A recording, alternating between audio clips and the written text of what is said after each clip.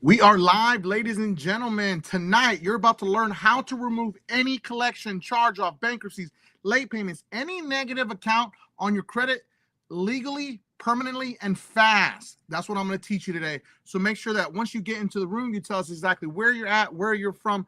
Drop it in the comments section. We're going to wait for some people to join the room so we can get it cracking, ladies and gentlemen.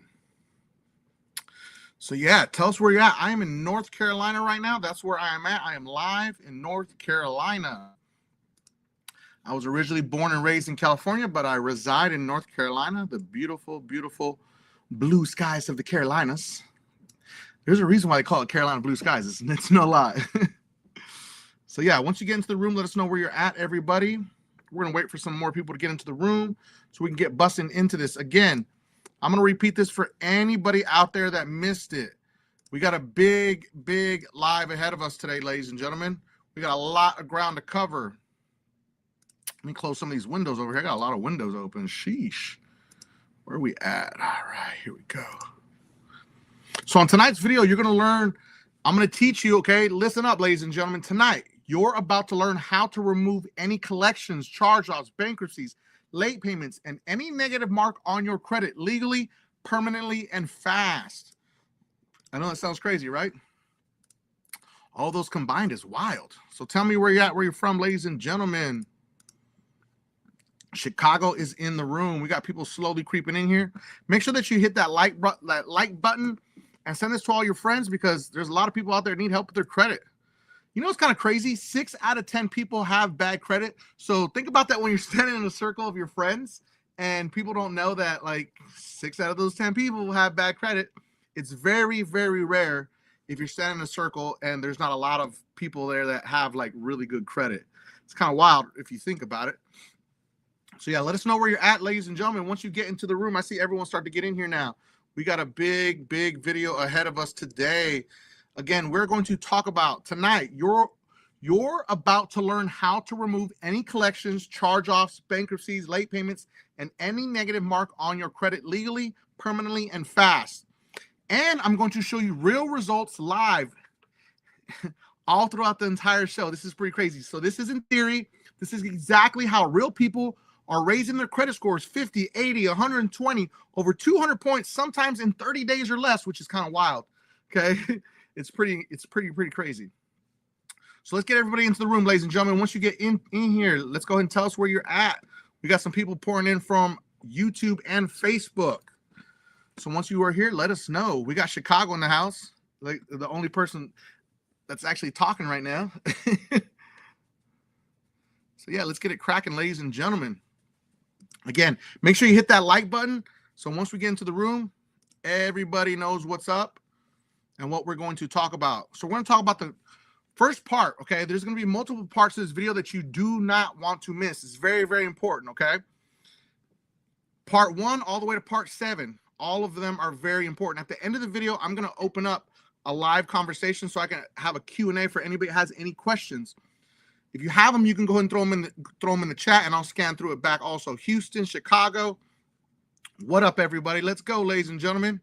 Hit that like button, ladies and gentlemen. I'm about to give you guys a lot of free sauce here on how to fix your credit, how to remove anything from your credit report. There's literally going to be 7 parts to this video that you do not want to miss. Okay, so make sure that you tune in for all of them. Stick with us. What up, forever, always, forever life? Appreciate you showing up again, fam. I want to give a special shout out to all my subscribers and followers out there from YouTube and Facebook. Appreciate you guys every single day. Let us know where you're at, where you're from, so we can get this video going, ladies and gentlemen. So part 1 is a really big one. The truth about collections and credit scores. We're going to break that down. Again, if you just joined the room, there's 7 parts of this video that you do not want to miss. If you skip any of them, it's just going to fall apart. It's going to be useless, okay? So once you get into the room, let us know where you are at, ladies and gentlemen. So let's talk about collections. The reason why collections hurt your credit score. Now, there's a big myth out there that collections hurt your credit score because of the amount that's on your credit report. Actually not, okay? That's not what's hurting your credit score. What's hurting your credit score is the status of collection or charge-off. Or as an example, if it was a late payment, it would be a negative status. The negative status is what's dragging down your credit score. It's very important to understand that. So a lot of people say, well, if it's less, does it matter? Is it higher? Does it matter? No, it actually doesn't. This is not included into your utilization. It's very important to understand that your utilization is the balances that report from your credit reports, not from any debts that you owe or any student loans or car loans, only and solely your credit cards. Okay, everybody? Lehigh Acres, Florida in the room. Once you get into the room, let us know where you're at. California didn't join. What up, Cali? So it's important to understand that the status of a collection or charge-off is what's hurting your credit profile. Now, what can happen is a lot of times we see people that say, well, the mortgage lender told me if I pay these, I'll get approved. The mortgage lender also did not let you know that if you pay them and they do not delete them, they're going to stay on your credit report for up to 7 years from the moment you pay them. That's what the mortgage lender doesn't want you to know. And the mortgage lender is trying to get you approved. That's their job. So understand that my job is to protect your credit score and your credit profile at all costs. So I'm going to explain something. When you have collections or charge-off, that debt goes to your overall debt. This doesn't affect your credit score. Right here. Let's do it right here. This is your overall debt. It does not affect your credit score. Okay? Let's be very, very clear on that. Mortgage lenders won't tell you that.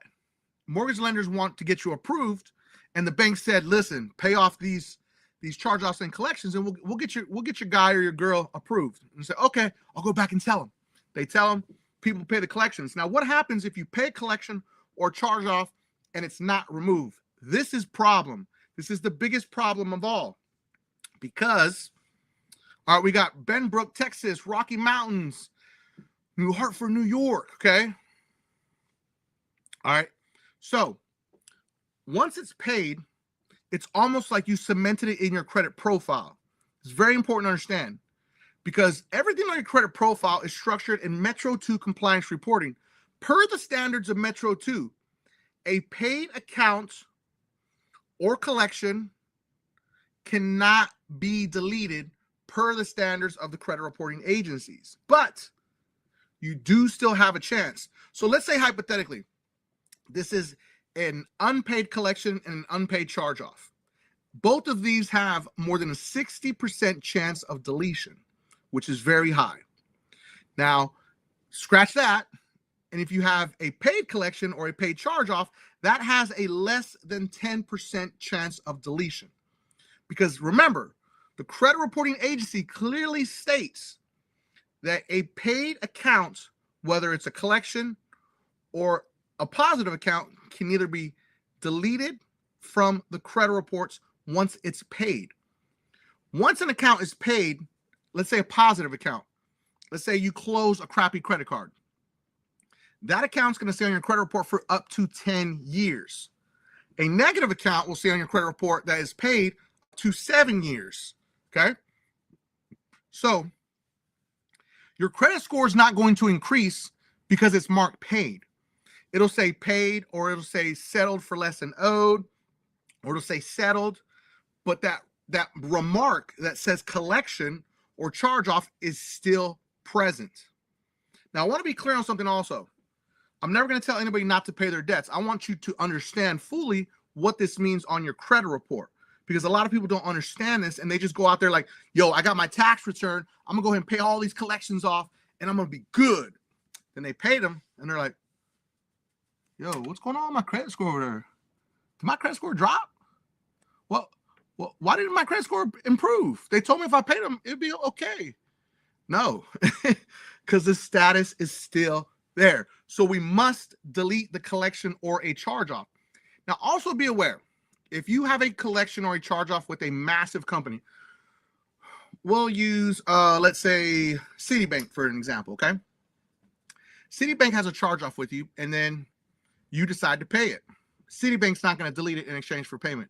There are only 2 creditors out of all of the lenders out here that will delete in exchange for payment, just the main creditors, meaning the bank.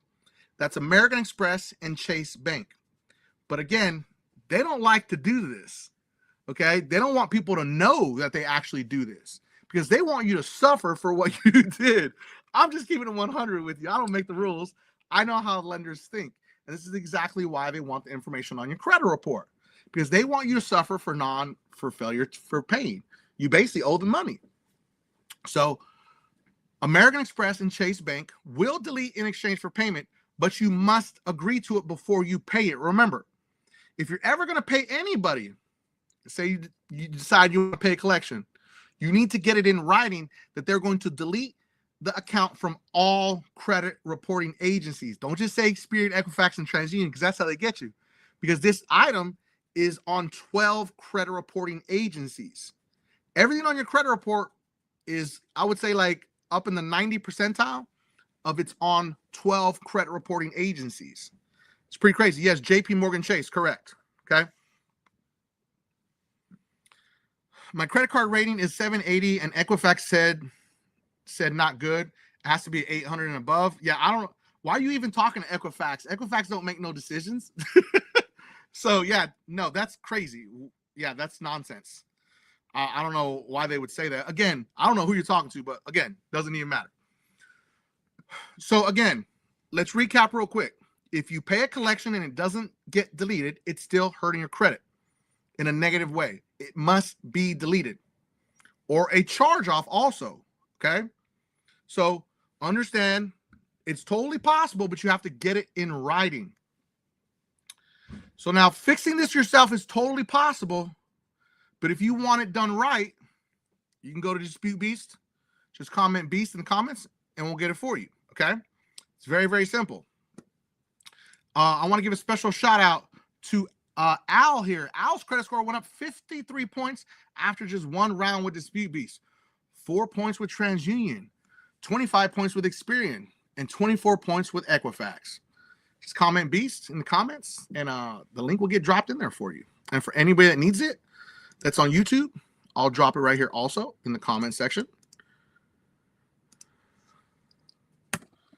So if let me see right here. I'm gonna try to catch up on some of these little comments right here real quick.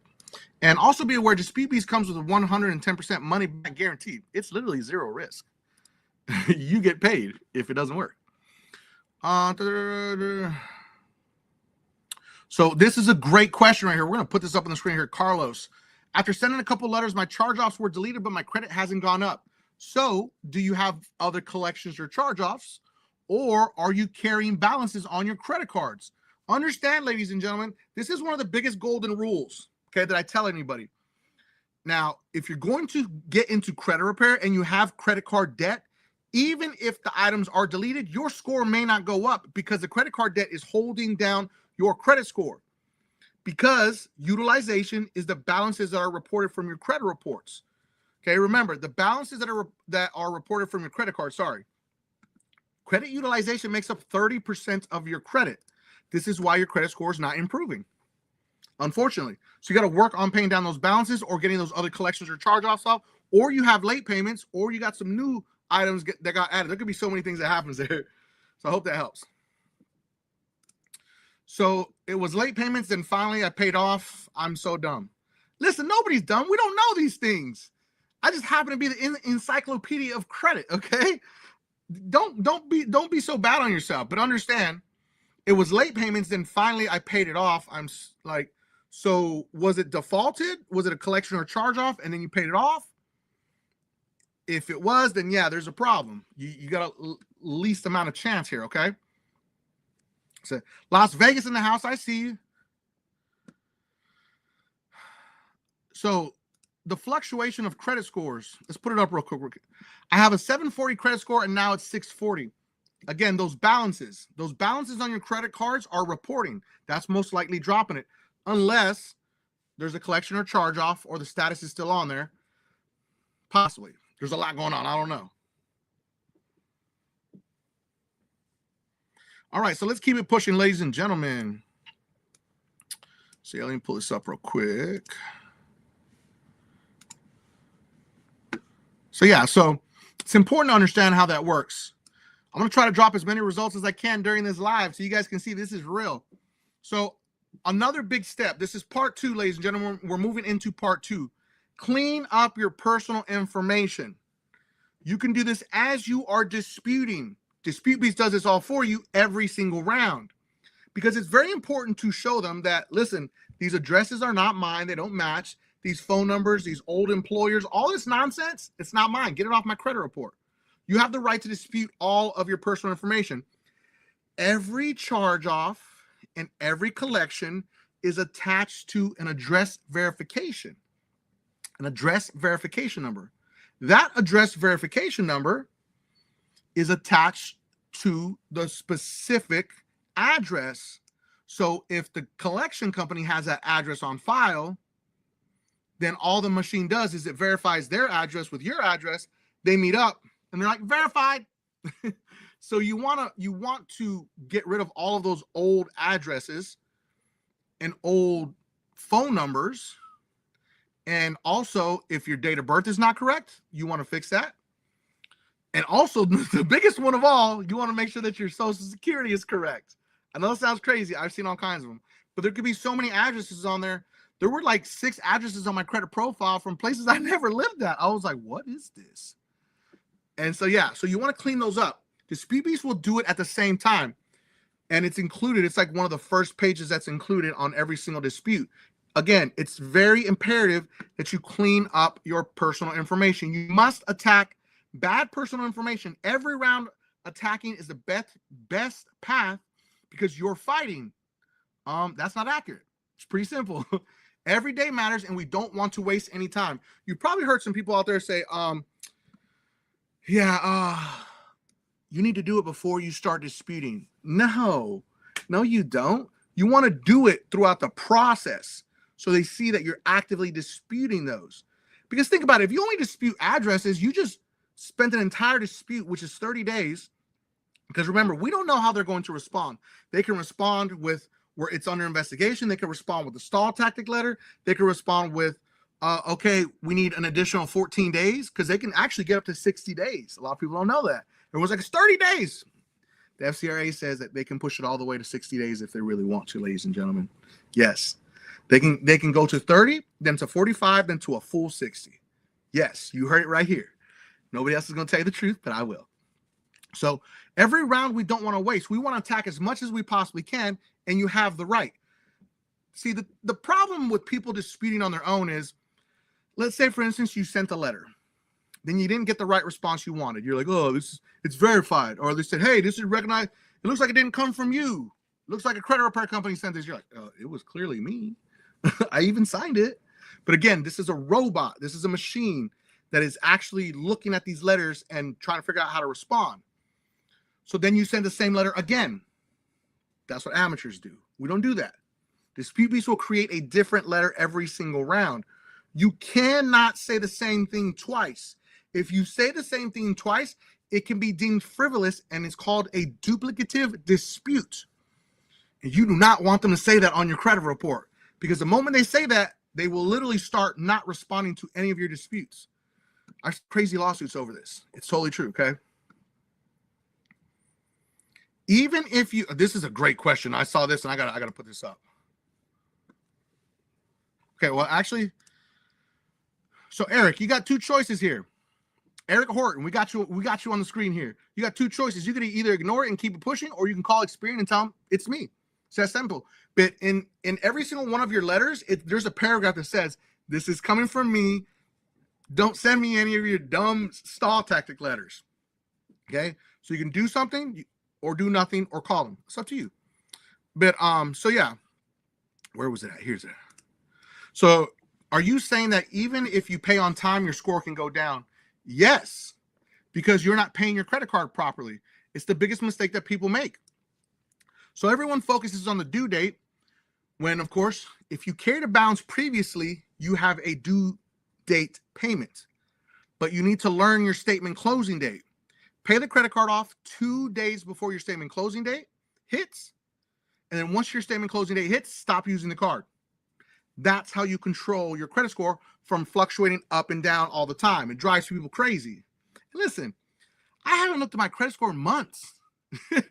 I don't even know where it's at. I'll be honest with you. I don't use apps. I don't let any of those companies track my information. Experian, Equifax, TransUnion, they're all frozen. I don't use Credit Karma. I damn sure don't use Experian's Credit Boost and all that nonsense. They are selling your information. That's what they're doing. They're farming your information. You should only be doing all the right things, like what she said.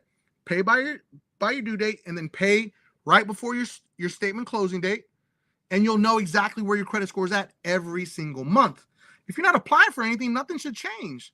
You'll get alerts if you want. If you set up something like Aura, that will actually send you alerts when anything changes on your credit report within minutes. So going back and forth, checking your credit score every day, it's not going to change every day. Like people do that. People do it all the time. So yeah, let me see. North Carolina in the house. Oh, this is a really powerful statement right here. Love this right here. I'm gonna put them up on the screen right here real quick. So North Carolina house, what up, Shawn Michael? This guy's a real deal. Do yourself a favor, join Dispute Beast, because more than ever, your credit is your freedom. Yo, that is a powerful statement, Shawn. Your credit is your freedom. He's not lying. Your credit is going to allow you to get the car that you want to drive, the apartment, the home you want to buy or rent, cell phones, utilities. I mean, you name it. The world revolves around credit in the United States. You don't have to have debt to have a good credit score. Let's be really clear on that. There's this big misconception. You got to have debt. No, you don't. You really don't. You can have like one credit card and then like maybe like an installment loan and you'll be fine. That's it. But you don't have to have massive debt. That's what people that are poor say. They say, oh, I'm not trying to get in debt. Like, nobody said you had to be in debt. But yeah, thank you, Shawn. Appreciate it, fam. Yeah, it can go up to 60 days. A dispute can go all the way up to 60 days. I'm the only one that talks about it. People say I'm crazy, but it clearly states it in the FCRA. All these gurus and all these people, they don't actually read that. So yeah, it's pretty wild. So again, we want to focus on our personal information, delete wrong names, outdated addresses, and old employers. Everything must match your driver's license and current utility bill on file when you're disputing. Anything else needs to go. Bad personal information. Bureaus can easily verify bad accounts, which will equal no deletions. And this is why it's important that you dispute that personal information. Very, very important. I want to give a special shout out to Alina. Alina's credit, Jesus. Listen, I'm just seeing these right now. Okay, these were loaded up for me. Alina's credit score went up 409 points after one round, 113 points with TransUnion, 147 with Experian, and 149 with Equifax. Dispute Beast, a 110% money back guarantee. Sheesh. That's wild. So yeah, that's pretty wild. All right, let me pull this back up. I lost track of this. This is kind of crazy when you see something like that. Like, yo, that's impactful. That's changing someone's life. This person's in the high 600s now. That's life changing. Like that's pretty crazy. So yeah, let's celebrate that person right there, Alina. Woo, that's wild. So yeah, and we're gonna keep doing this all night long. Yeah, I'm gonna do this nonstop, ladies and gentlemen. So again, focus on that personal information. Okay, focus on that personal information. It's so important. I cannot stress that enough. Nobody wants to tell you that because listen, the majority of these credit repair companies have no idea what they're doing. I'm gonna tell you right now, I've been 14 years in the game and I've seen so many people just regurgitating information over and over and over again. They're literally learning how to do credit repair by watching my videos. They're opening up credit repair companies when you can do it all on your own for 100% free, or you can use Dispute Beast, whatever choice is yours. That's why I'm giving you all the information so you can make that educated decision on your own. But understand, you don't have to pay credit repair companies thousands of dollars. It's not necessary. It's totally not necessary.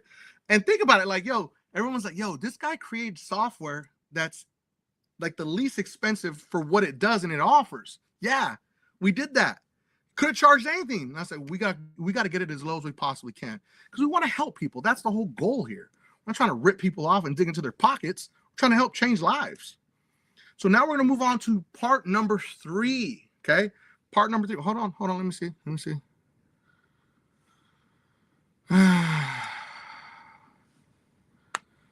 So Estefania, okay, here we go. Here we go. So, okay, this is a great question. This is a great question. All right, so there's a difference between a soft deletion and a hard deletion, okay? I'm going to explain that. So Estefania Zamora, I actually did a dispute on Dispute Beast with one of my credit cards, and it went away for a couple of months, and then it popped right back up on my credit report. Did I do something wrong? No, you did not do something wrong. So technically, okay, remember everyone, when you send in a dispute, technically they have 30 days, okay, technically. Now they can push it to the 14, as we said, which makes it another 40. It's a total of 45 days, and they can push it to a full 60. So sometimes the system will delete the item right out the gate. I mean, really fast. People are like, oh my God, it got deleted. I'm like, whoa, whoa, whoa, chill, chill. Okay. We want to make sure this is a hard deletion and not a soft deletion, because a soft deletion can get removed. Because here's the crazy part.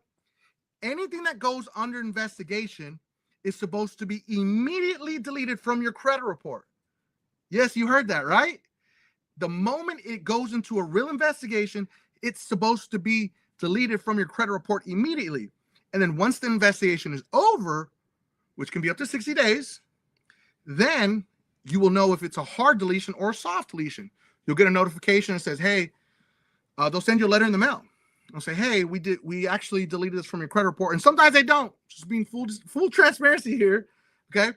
But once it goes past that 60-day mark, it should be a hard deletion. If it comes back after that, that means the creditor is fighting to put it back on for whatever reason, whoever it is that put it back on.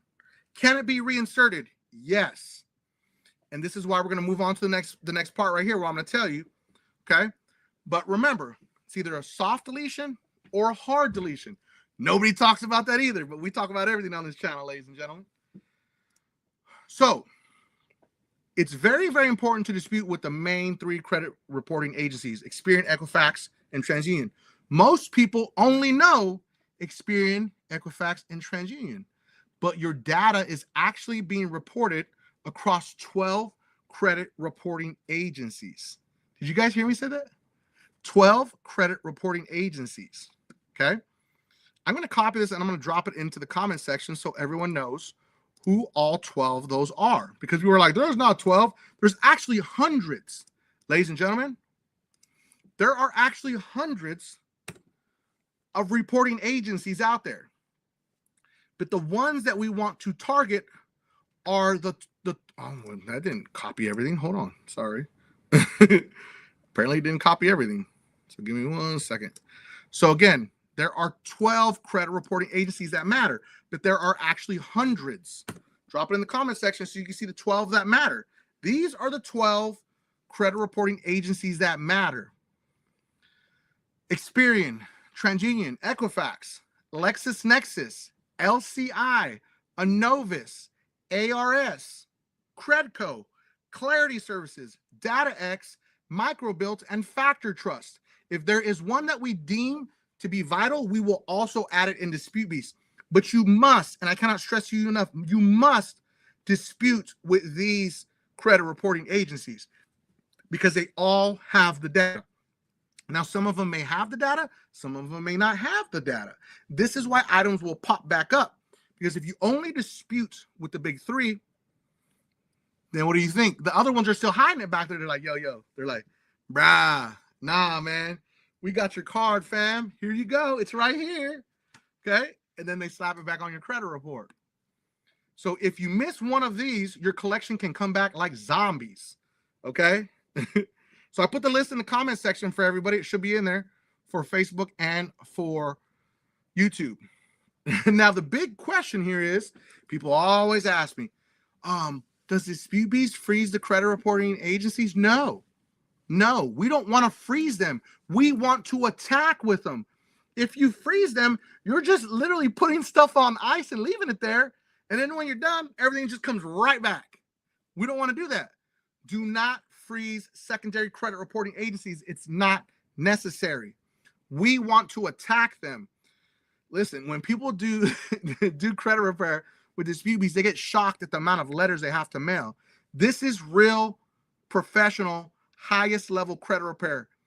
Amateur credit repair companies can't do this. You know why? Because they can't afford to. Think about it.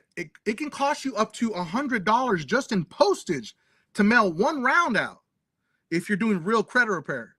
If you're just sending 3 little simple basic template letters, of course it's going to cost you less than $20. And then guess what? They charge you what, $100, $200 a month, and they don't even send them out certified mail. You don't have any way to track the letters. You don't even get to see the letters. You see what I'm saying? So Dispute Beast, you can see all of that. All of it's inside the system. And if there's an issue, you can just send a little message to support. Hey, support, something's up with my letters. Didn't get an update. Support will say, hey, let's go track them down. That's what support's there for. But the majority of credit repair, I'll be honest with you, 99.9% of the credit reporting of the credit repair companies don't attack the secondary credit reporting agencies because they can't afford to, or they don't know how to do it, which is kind of crazy to me.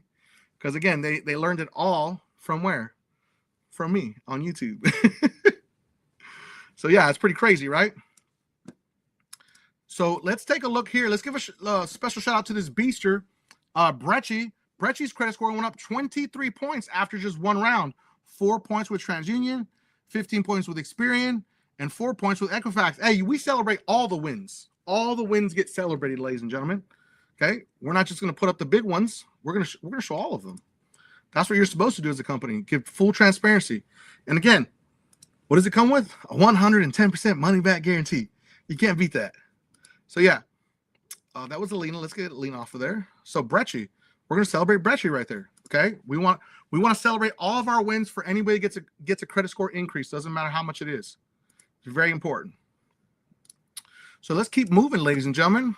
We're talking about part 4, attack all the negative items. If it's inaccurate, if it's unverifiable or outdated, it's removable under the Fair Credit Reporting Act. Remember that. If it's inaccurate, unverifiable, or outdated, and the fourth one is not fair. I know it's crazy, right? It has to be fair, complete, and verifiable. Those 3 things. But if it's outdated, it must be deleted. A collection or a charge-off cannot be re-aged. A lot of people say, if I talk to them or if I dispute, it's going to re-age it. No, it's not going to re-age it. Nothing can re-age a collection or a charge-off or a negative account unless it's an actual payment. Because the first date of delinquency starts the first time you missed a payment that led to that item being charged off or turning into a collection. That's what starts the clock. Communicating with a debt collector does none of that. Disputing does not reset the clock. A lot of people confuse this with the date of last activity. Date of last activity is just simply a date when something was changed, something was moved, there was an investigation, something changed on the item on the credit report. That's the last date of activity. Okay? The first date of delinquency is from that point on, 7 years from there, it must come off the credit report. If it's longer than 7 years, then you dispute it, say the statute of limitations has run out, delete it from my credit report. Very simple letter. And then you can get the first date of delinquency from Experian, Equifax, and TransUnion on, what's it called? annualcreditreport.com for free. That's the only place you're going to see the first date of delinquency. Okay? You do not have to answer any letters. No. If you want to call the credit reporting agency, Experian, TransUnion, and Equifax, say, hey, it was me, fool. You can do that, but you don't have to. Dispute Beast will figure out what has changed or what has not changed and keep pushing. That's the best part. Do you guys remember those rotisserie videos? You said it and you forget it. That's how it is with Dispute Beast, okay? What up from PA? I see you over there, Mike Garcia. So yeah, let me get a little drink of water over here. If a creditor, let's put this up on the screen right here. Hey, hit that like button, ladies and gentlemen. I'm giving you guys a lot of sauce out here. A lot of sauce. If a creditor charges off a debt, have they already written it off for their tax purposes? If they can't write it off, or can they sell it to? Oh, great question. All right, we're gonna jump into this one because this is a really good question. Let me leave my water up here. I don't know why I keep putting it down there. All right, understand something. We do not know if it was written off for tax purposes or written off for books purposes. That means for accounting purposes. The only way to figure that out is if you request a 1099. And I'm going to tell you right now, It's very, very difficult to get. You send it in letter. Do not call them. Okay, listen, everybody, do not call them. The rep on the phone cannot be authorized to give you a 1099. You could just simply ask, can you please send me a 1099? It appears that you charged off this item. If you have taken a tax write-off, I would like to know it. And that's how you find out. Or you can call the IRS and ask them, are there any 1099s that have been listed in your name? And they will let you know. That's the easiest way to do it, to be honest with you. But now the IRS is being reduced, so I don't know how that's going to work out, calling somebody on the phone nowadays. But there's a lot of misinformation out there where people say, it's charged off. That means they took it as a tax write-off. No, we don't know that 100%. That's why my videos, you've heard me clearly state, we don't know if they took a tax write-off or they just wrote it off in the books. And they're still carrying that debt. Because here's what people don't understand. When the big banks carry debt, that's a tax write-off for them. Okay? So they pile up all of that debt into one big ball, and they can say, yo, we got like 10 million in debt over here. So yeah, we need that written off over there. So it incentivizes them even more to not write it off fully and carry that debt with them. Do you see what I'm saying? I know it sounds kind of a little confusing, but it benefits the banks to carry that debt with them because now they can have $10 million worth of debt over here that was charged off that is going to be tax deductible, but they didn't actually write it off. It's still in the books. You see what I'm saying? I know it sounds crazy, but it's pretty wild. It's pretty wild. Let me see. Listen, I want to be really clear. Anything can be deleted from a credit report. Anything. But the question is, how many rounds can it take? And is it possible? So a lot of people always ask me, oh, can a bankruptcy be deleted? Can a collection be deleted? Can a personal loan be deleted? Can child support be deleted? Everything has the potential to be deleted. I cannot legally say we're going to delete that. I legally can't say that because that's very misleading. And I won't say that either because it's very misleading. But it's very important to understand, average credit repair will take 4 to 6 rounds just to see where you're at. Some people can be done in 4 to 6 rounds. Some people may need 8 to 12 rounds. If you've done up to 12 rounds, you have to look at your credit profile and say, is it worth it for me to continue? That's going to be a you question. It doesn't mean that it's not going to get deleted, but it can mean that it's not going to be deleted. Does that make sense? I hope that gives everyone clarity there because that's just how the cookie crumbles, unfortunately.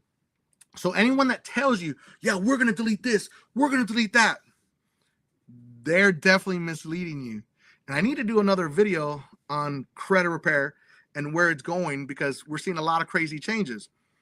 But understand that everything's going to be different from person to person. So when people say, oh, well, how long is this going to take? I don't know. I don't own the credit reporting agencies, and anybody that says that oh, we got somebody inside the credit reporting agency, they're lying, man. Come on, they're lying. 189 points after. Yo, let's put my guy up here. Michael King, 189 point increase after first round. Congratulations, everybody. Let's give a round of applause for Mike here. Put a little hand emoji up there with a round of applause up here for Michael King. Congratulations, man. That's a big deal. That's a big deal. Okay. California walking into the room. It's a lot of information, ladies and gentlemen. Okay. I'm going to be here for a minute, so enjoy it. I don't usually come out here this long. So you want to dispute. Let's put this up in here. First off, let's celebrate Michael King over here because it's a big deal. We got to give him a round of applause, Michael. I mean, he came up and he told us about it too. That's a big deal. A lot of people are scared to talk about their situation and talk about the results. And I get it. It's personal. You know what I'm saying? It's personal. So I get it. But at the same time, like, yo, celebrate your wins with everybody. That's what we're here for. It's exactly what we're here for. Let's put up, did we put up Caesar up on the screen already? Well, Caesar, his credit score increased 84 points after just one round with Dispute Beast. Caesar's credit score went up 84 points after just one round with Dispute Beast. 24 points with TransUnion. 32 points with Experian. 28 points with Equifax. A good day for Caesar. Definitely a good day for Caesar. All right. Let's see. There was another one. All right. Here's a good question. What about your home address? Do I delete my old address and how? Okay. First off, this is a very simple one. Okay. I'm going to pull this up on the screen here.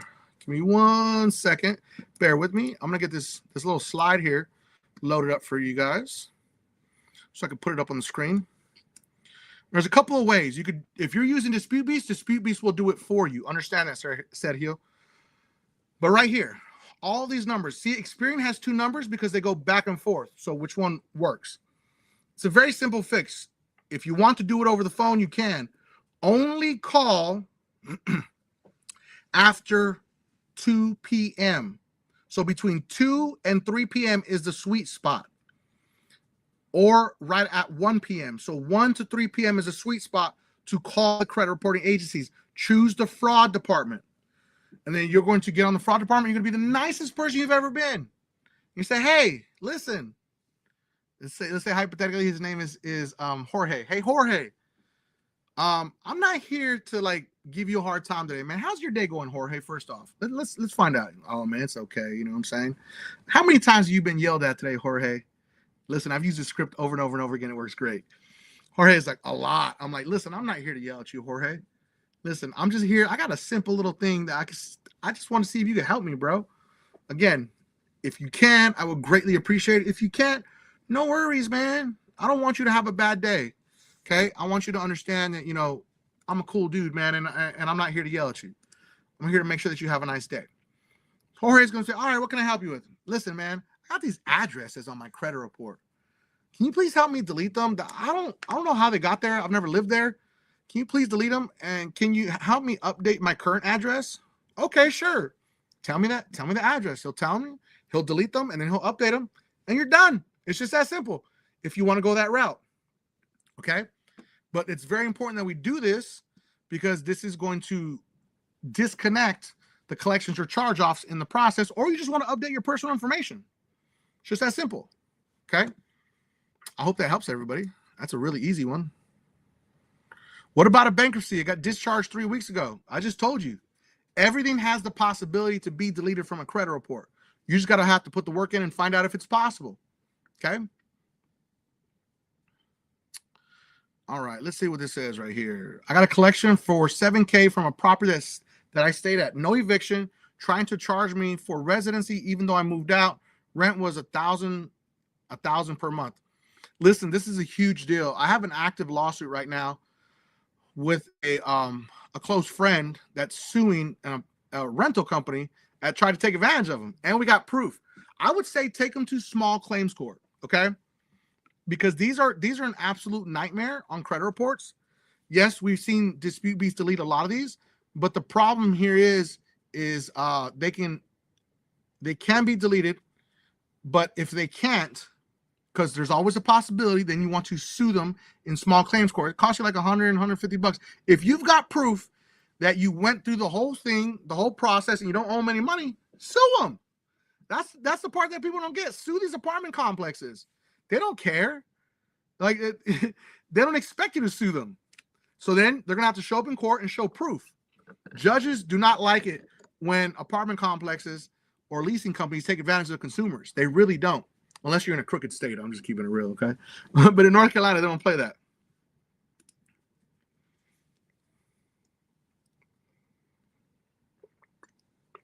Oh, this is a really bad one. We got a really bad one here. We just talked about this in the beginning of the video. Marivic. If I said that right, I hope. How are debt settlement accounts cleared up through your credit report? So a debt settlement account generally is a charge-off. If it's marked paid or settled, you're going to have a harder time deleting it from your credit report because now it's almost cemented in your credit profile. That's what the debt settlement company didn't tell you. Or you just settled it on your own, but because the status is still charge-off or collection, it's still hurting your credit. You have a less than 10% chance of deletion of a settled account or paid collection or paid charge-off. You need to do 4 to 6 rounds to see what happens, and then maximum capacity 8 to 12 rounds. Depends on how many accounts are. Depends on who the lender is. There's so many different things that can happen there. So I just want to give you clarity. We'll call you Mari. Can I call you Mari? Okay. So yeah. Appreciate you, Mike Garcia. I just sent my first attack. If we do have the 1099s, do they have to be included? Okay, that's so no.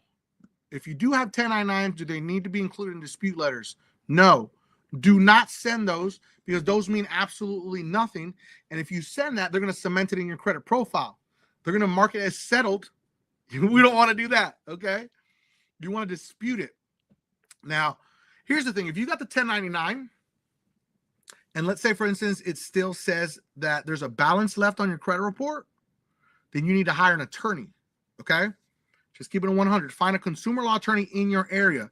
If it's been settled with a 1099, find a consumer law attorney if it's showing a balance on your credit report after it was settled for a 1099.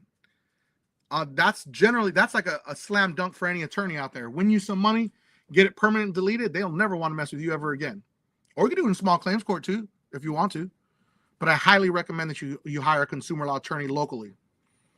A lot of consumer law attorneys will take the case on a contingency that they don't take any money until you win. That's how consumer law attorneys are supposed to work. Not all of them do that, unfortunately, okay? So you're going to have to find an attorney for this. A debt judgment, you need an attorney. There's no other way around that, unfortunately. There's nothing that anybody can help you do. They actually don't show up on credit reports anymore, any debt judgments. Some credit reports, they may as a public record, but they generally don't. But they will come up on a public records if someone pulls it for your information.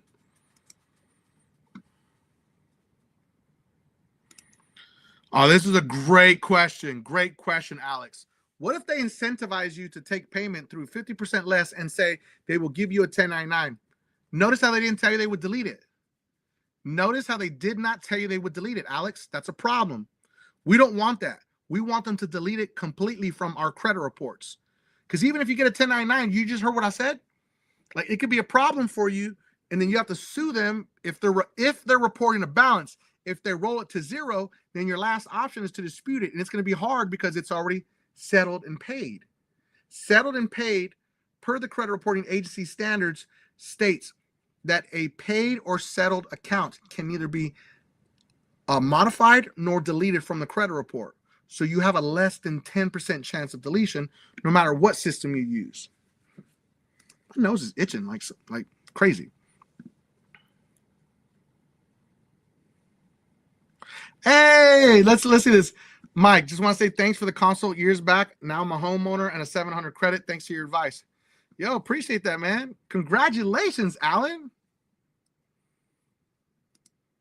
Congratulations. Whoa, look at this one. Eric Horton. Mine was 172 points with Dispute Beast after the first round. Congratulations. I love that. I love that when we get to see that. It's amazing. All right. Let me see. All right, let's go back to our chart. All right, so we just finalized number, what was it? Number 3. Okay, remember, you want to dispute with all the credit reporting agencies. Now we're going to move on to part number 4. Attack all these negative items. Okay, what are the negative items that you can attack? I'm going to copy it and paste it into the comment section.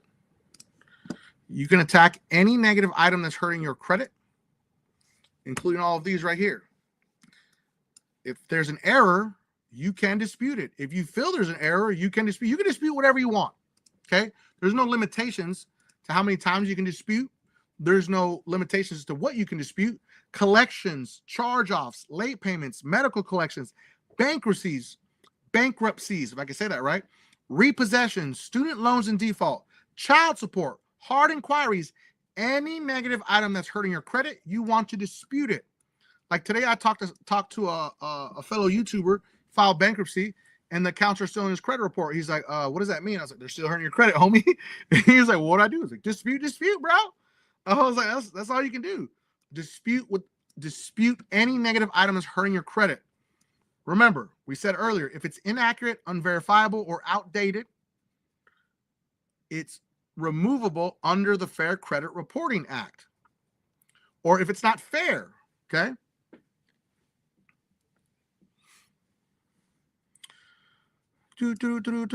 So that's what we call a stall tactic letter. Let's put this up on the screen right here. I just got a letter from TransUnion saying they won't process requests unless it's from me, not a credit repair company. So you have two choices. You can ignore them. It's a stall tactic letter. They have to investigate, and they will. Or you can call TransUnion. Okay, I'll put the numbers right here. You can call TransUnion and say, hey, I sent that letter, homie. Okay, so go ahead and will you please process my dispute? I would greatly appreciate it. And be nice. Be the nicest person you've ever been. Don't be rude to these people. They will log it, and then they will make it difficult throughout the entire process. So we don't want to do that. These are the numbers up on the screen for all three credit reporting agencies. So call TransUnion. Let them know, yo, homie, it was me. Okay? There's nothing wrong with that. Or you can just ignore it. That's up to you. All right. So here's the very, very important part. We're going to move on to part number 5, ladies and gentlemen. Part number 5. How to stack disputes for maximum deletions. Remember what we said earlier. You want to attack everything every single round. Don't do this amateur move where you're like, oh, I'm going to send an address validation letter or verification letter or update letter, and then I'm going to wait 30 days, and then I'm going to send like 2 or 3 collections, and then in 3 more months, I'm going to send the charge-offs. No! You want to dispute it all at the same time. You have the right to. As long as you don't say the same thing on your dispute letters every single month, you're perfectly fine. You can dispute as much as you possibly want. Now, we talked about it earlier, dispute personal information. Then you want to dispute as many different ways that you can. There are only 3 ways that you can dispute. One is factual disputing. The second one is Metro 2 compliance disputing. And the final one is consumer law. Dispute Beast is the only one that uses all 3. There's no other software that does that. I know that sounds crazy, right? But it's just facts. So yeah, let's put up Brent on the screen here. Brent's credit score went up 28 points with Dispute Beast. Again, we're going to celebrate everybody. 15 points with TransUnion, and then 13 points with Equifax. Congrats to Brent. His credit score went up. And again, Dispute Beast comes with a 110% money back guarantee, ladies and gentlemen. I'm going to drop it in the comment section for anybody that needs Dispute Beast. Remember, it's 0 risk. If it doesn't work, we pay you. I know it sounds crazy, right? When I came up with this idea, people thought I was crazy. I was like, no, we stand behind it. We guarantee it, literally. Okay? So yeah, you want to always make sure that you dispute in all 3 formats, or choose one and then move to the next, and then choose another one, move to the next. But we want to dispute in all 3 if we possibly can. That means you factually show like, yo, now this is a really big tip here, ladies and gentlemen. Never, ever tell them exactly what is wrong and only give them one thing. That's the biggest mistake that people make. They'll send in a letter and say, hey, the balance is wrong.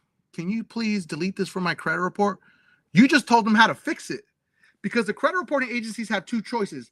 Either update it to be accurate and complete, or delete it. The choice that they're going to make is up to them, not up to you.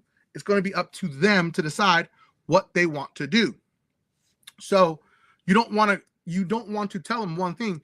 You want to say, the date of last activity is wrong. The account number is wrong. The account balance is wrong. The status is wrong. The first date of delinquency is wrong. Do you see what I'm saying? I just go down a list of all the things that are wrong. I'm basically saying the whole damn thing is wrong, because now they have to actually investigate. See the difference? See the difference? Okay. The last day of an activity is wrong. You need to delete it. And then me, the whole damn thing is wrong. Okay. We're not telling them how to fix it. We're telling them how to investigate it, because if they can't verify all of it, remember, if it's not accurate, it's not complete, and it's not verifiable, and it's not fair, they must delete it from a credit report. Okay. It's very important. Always attack using all 3 different types. Scotty D, yes, Dispute Beast does all the work for you. You don't have to do anything.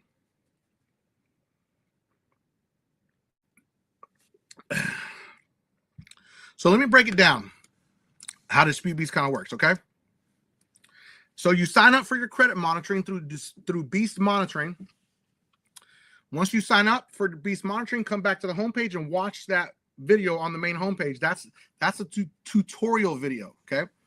Once you set it up, it's going to ask you to upload a picture of your driver's license, a picture of a utility bill. A utility bill can be any type of utility. It doesn't have to be just gas, light, or water. It could be your car insurance. It could be your bank statement, your pay stub, cell phone bill. You see what I'm saying? Any type of thing that shows your address. Okay. And then you put that in the system. Once it uploads it and it connects your accounts, you click the big blue button. That's it. And it'll say, start my attack. It'll do its thing. And in less than a minute, it has created your attack letters. Then you have the choice to print your letters and mail them on your own. It will send them to you. Or you can actually have Dispute Beast mailing partner, Sprint Mail, mail them for you for additional fee, of course, because you can't print and mail letters for free. So those are the two choices that you're going to have. But Dispute Beast is going to choose all the reasons. It's going to look at how the item is reporting to show that it's not reporting properly per the standards of Metro 2, per the standards of factual disputing, and per the standards of consumer law, attacking all three different ways. It doesn't matter what it is. Remember that, ladies and gentlemen. Doesn't matter what it is. Collections, charge-offs, late payments, medical collections, bankruptcies, repossessions, student loans in default, child support, hard inquiries, and personal information that is not accurate. It will attack all of it on its own. You don't have to do any heavy lifting. And you just sit back and you wait. You don't have to respond to the letters either. You just keep it pushing, let Dispute Beast create a new round, and then you keep going. So remember, I just covered it. It will attack any negative item that's hurting your credit. Understand that, okay? It's very simple. Now, when I say you want to stack disputes, I just covered it right now. So we're going to have a dispute that is for the personal information. Then we're going to have a dispute for the collection. Then we're going to have another dispute for the charge-off, and another dispute for the hard inquiries. Dispute Beast will do that also. See what I'm saying? We just stack them, and then we send them all in one round. We don't wait around. We don't say, you know what I'm saying? Like, should I send it? Should I wait? Should I not? Should I wait? No, don't wait. Get rid of it. Okay? Send it. You want to dispute and stack disputes to get maximum deletions. It's the biggest mistake that people make. They drag it out. This is already not a simple process, and it's not going to be a short process. So we don't want to extend the time frame even longer. So you want to attack every single chance you get. Now, you can demand validation, but understand, you can only demand validation within the first 30 days when you get the collection letter. Okay, ladies and gentlemen, hear me very clearly. You can request validation for the 30-day window when you get the collection. After that, they're not required to do anything. The 30-day window is very important. You can send a validation request after that, but they don't have to respond to it. But you can investigate and you can request validation. And when you request validation, you don't ask for an original contract with my wet signature, because you're asking for something that doesn't exist.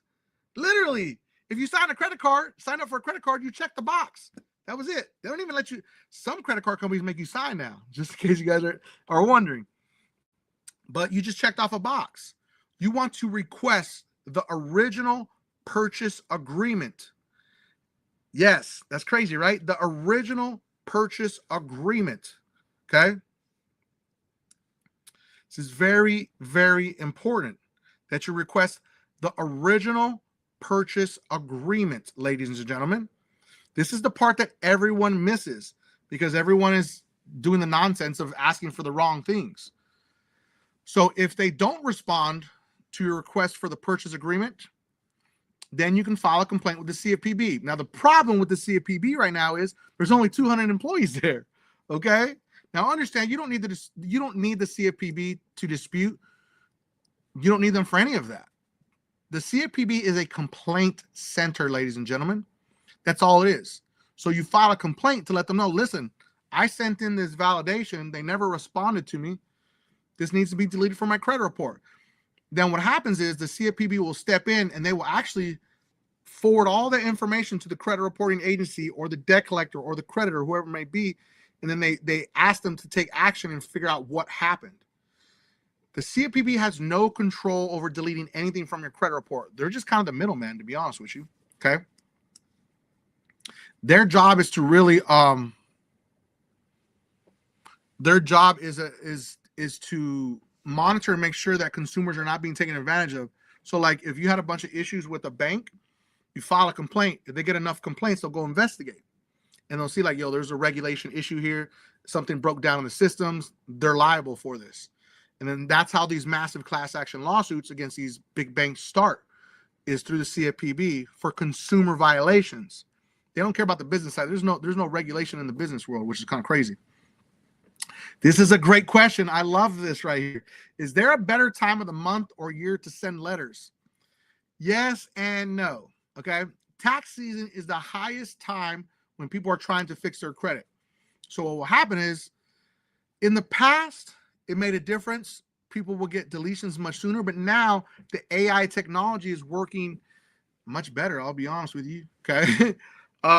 So it doesn't really matter as much, but at the end of the month is usually supposed to be a better time. But again, like I said, it's changed dramatically to what it used to be, where we used to plan to send our disputes at the end of the month so they can get them at the end of the month. And then they're trying to hit their quotas. So then they'll actually just like, okay, whatever, just delete it. Shoo, fly, don't bother me. It doesn't work like that anymore. It does not work like that anymore because there's too many credit repair companies out there. That's the problem. And that's why the government is trying to go after these credit repair companies. So tax season is usually, and then the end of the year around November to December is supposed to be the best time to dispute. Again, allegedly, because times have changed dramatically and it's just not the same anymore. The AI technology is advancing.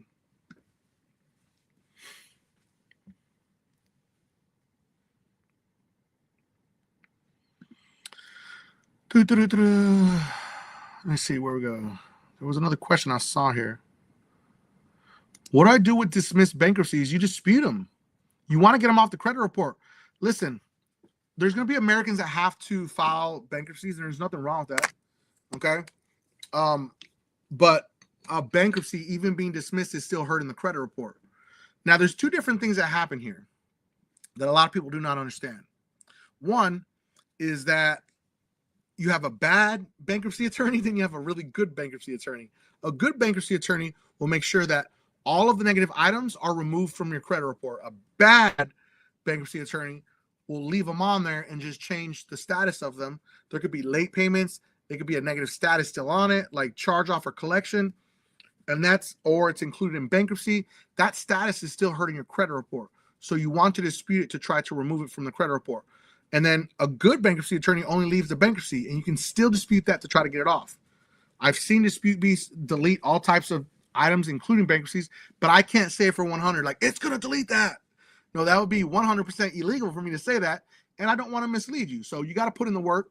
4 to 6 rounds to see where you're at, and 8 to 12 rounds is maximum capacity. At that point, you have to look at your credit profile and say, do I want to continue? I mean, is there still chance? We have seen people that went even a longer lengths because, of course, some people have more destroyed credit profiles than other people who don't have as badly destroyed credit profiles. Everyone's going to vary from person to person, ladies and gentlemen. But let's go ahead and put up, or did we already do Christian? No, we didn't do Christian. Maybe we did. I don't know. Christian. Okay, Christian's credit score went up 84 points, 19 points with TransUnion, 33 points with Experian, and 32 points with Equifax. Congrats, Christian. Okay, let's go do this other one. I mean, because we got time. So Christina's credit score went up 71 points, 15 points with TransUnion, 23 points with Experian, and 32 points with Equifax. Congrats, Christina. See, ladies and gentlemen, I got so many results. Y'all have no clue. Y'all have no clue how many results I got over here. Okay, ladies and gentlemen. So let's see. Yeah, I don't offer that. I don't.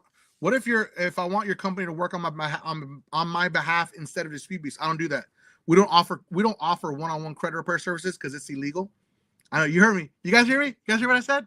Credit repair is illegal. Okay, you can't talk to people on the phone. This is why we stopped, because they started telling us like, yo, these things are illegal. You can't do them anymore.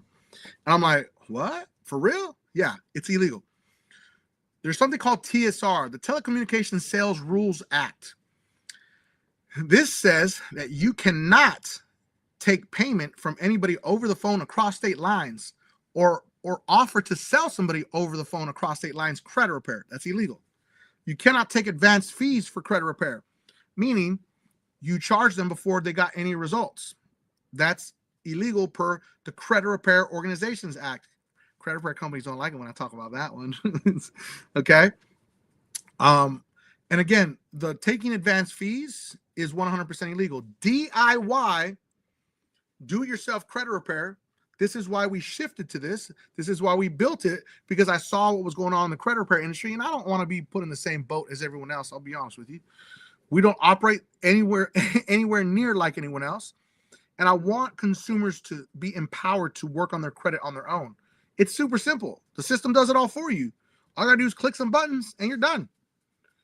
You don't want to pay somebody hundreds of dollars a month, thousands of dollars. Some of these fools are charging people to work on your credit when you can do it all on your own. It's kind of crazy.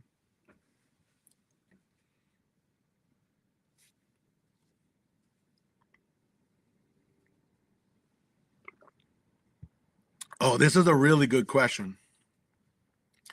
Really good question. Let's say let's say I want to collection with, I had a collection with Capital One. I get the collection removed and my credit is great. I tried to apply for a loan or a credit card with Capital, and will they approve me? It depends on how long it's been. Capital One is the most forgiving company of all companies. You can default on them, they'll let you come back. It just really depends on how long it's been, to be honest with you. I've seen situations where they don't want you to come back, but Capital One is, in fact, usually after 1 year, they'll let you come back. But they're going to put you at the bottom of the totem pole. I wouldn't do it. I would go somewhere else. I would go with a credit union. I would reestablish my banking relationship with a credit union, and then go get credit cards and auto loans through them, because the relationship is still tarnished. Okay, so they may approve you for an auto loan, but it's not going to be the best rates. And why would you do that? Do you see what I'm saying? That doesn't make any sense. So move on to a credit union who won't hold it against you, and you'll get better interest rates. You get a better offer. You'll be in a better position. I hope that makes sense.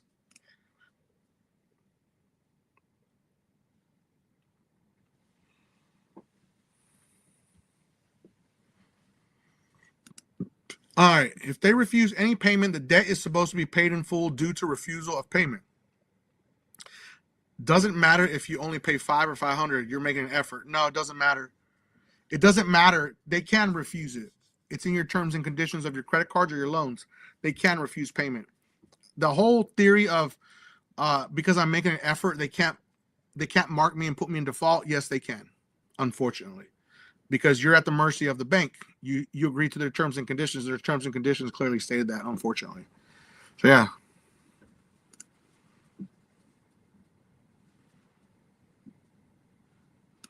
So whatever letters that you're getting in the mail, Therese Hawkins, what you want to do is just save them. Just save your letters, put them somewhere in an envelope or put them in a folder, and just save them. You don't have to do anything with them. They're not pertinent. They're just pay attention to what the credit bureaus are saying, because it'll tell you if you have a deletion. If you have a deletion, save that letter. Save your deletion letters all the time. If the credit reporting agency send your letter saying it was deleted, save it. Okay? You want to do that.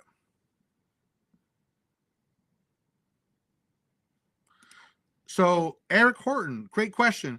Have one more question for you, Mike. If the credit bureau is not reporting positive payments from a credit card, should you call them? Absolutely. Absolutely. Sometimes misreporting happens, and you got to be super cool when you do this, depending on the credit card company, because this can be a big pain.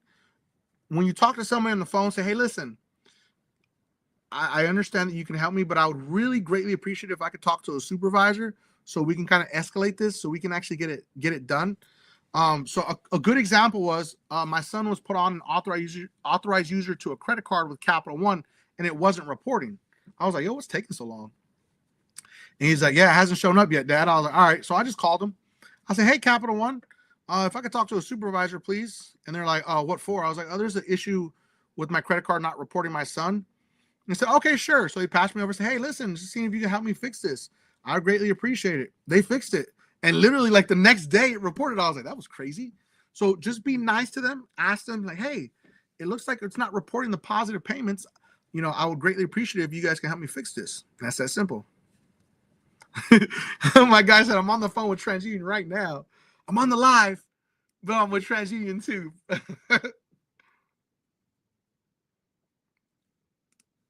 All right, here we go. All right. So I got a really good question here. So I'm going to pull this up before I get into part number 6 over here. Questions I've got 800. Oh, no, that's the wrong one. Sorry. Sorry, wrong one. Improper reporting to collection from Verizon. I had a 0 balance. So pull all of your actual statements or request them to send your statements to show you exactly how they came up with that amount. Okay. Now, here's a huge gem, ladies and gentlemen. Drop a little gem in the comment section if you guys are ready for me to drop this huge credit repair gem. Okay. Drop a little gem in the comments. I got to see at least 5 gems before I do this. Okay. Hey, I appreciate you, Glenn Jackson. Appreciate that. Yo, just so everybody knows, I'm going to try to go as long as I possibly can, but drop a gem in the comment section. I want to see this. I'm about to tell you guys some serious sauce that nobody talks about. Okay. There we go. We got some gems. There we go. Oh, look, he dropped all 5. Yo, I appreciate that. I appreciate that, Uno. You're the Uno champ for a reason, okay? You dropped all 5. Genius, okay? There we go. All right. So there we go. There we go. We got the gems coming in there. I appreciate it. Appreciate it, everybody. We're gonna get to Glenn next as soon as I answer this question. Glenn, I got you next, okay? Appreciate you, Glenn Jackson. There we got them gems in there. All right, cool. We got it. So a collection or a charge-off has something involved in it. Every single collection has a contract, okay? Every single collection or charge-off has a contract because a credit card has a contract. When you sign up with Verizon, it has a contract that's attached to it, okay, ladies and gentlemen? You can Google, like seriously, you could just Google Verizon wireless cell phone agreement, and they actually have it listed in the cell phone agreement. Let me see if I can actually find it. Let me see. Hold on 1 second. I'm gonna type it in and see if I can find it.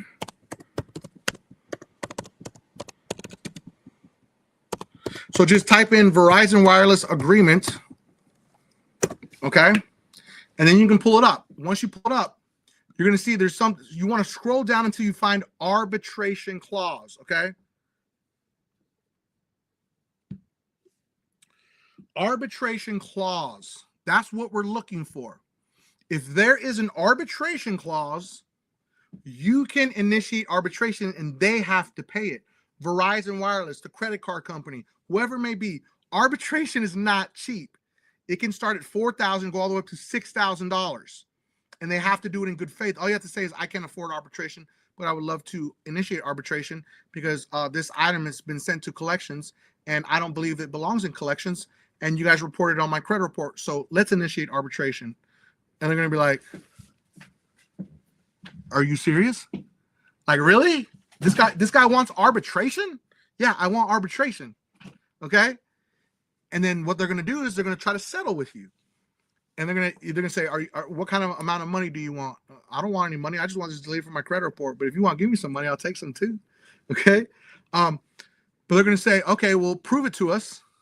You're going to go, if arbitration goes all the way, you'll sit in a room with an arbitrator from the National Arbitrators Association. I can't remember exactly what it's called. And then Verizon, and then you. You guys will talk about the situation, and you have to come to an agreement. You say, and then they're going to say, okay, well, it turns out that you don't owe the money. So have a nice day, Mr. Peppermint Jim. Okay? You see what I'm saying? Arbitration clause all the way for these types of agreements, for utilities, for Verizon, for satellite companies, for cable companies. Hit them with the arbitration clause. It's in there. I've seen it. I've done it so many times, and it saved clients thousands of dollars. I know it sounds crazy, right? You may not even need credit repair if you can get them to hit them with the arbitration clause. Okay.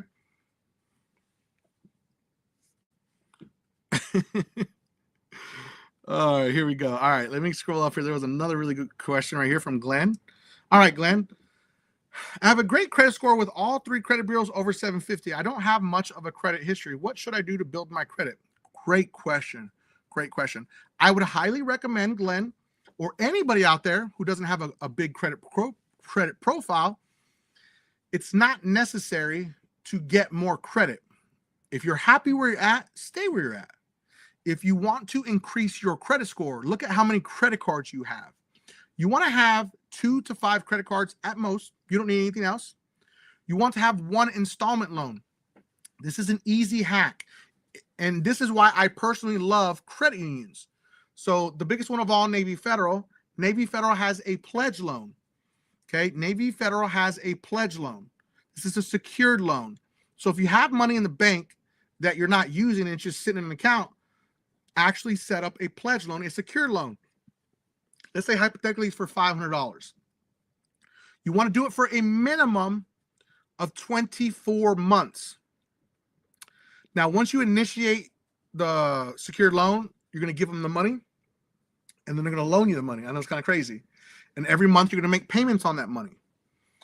As you make payments, but once it hits your credit report, here's the trick. Once it hits your credit report and reports to Experian, Equifax, and TransUnion, you're going to call Navy Federal or the credit union and say, hey, I want to pay off 80 to 90% of this loan, and then put the remaining amount on auto payment for the next 24 months. Remember, the minimum time frame is 24 months. And then you pay it off. That money comes right back to you. And then they put it on auto payment for the next 24 months. You don't have to worry about it. This is going to help establish and build your credit profile up even more, because you may need that mix of credit. An installment loan is crucial if you're trying to get auto loans, you're trying to get mortgages. If you don't have any installment loans, it's going to be a hard time for you to get any of those loans, and your interest rates are going to be high, because you can have a 750 and still get approved, but not get the best interest rate because of how your credit profile is structured. You want to have a good mix of credit. I hope that makes sense for you, Glenn. But again, everybody, listen, you don't have to have a lot of credit. Don't misconstrue what I just said here. You have to be very picky about what you have on your credit profile. Yo, I'm gonna show you guys something. Something happened today with my son. I want to celebrate this with you guys, okay? I want to be personal with you guys today.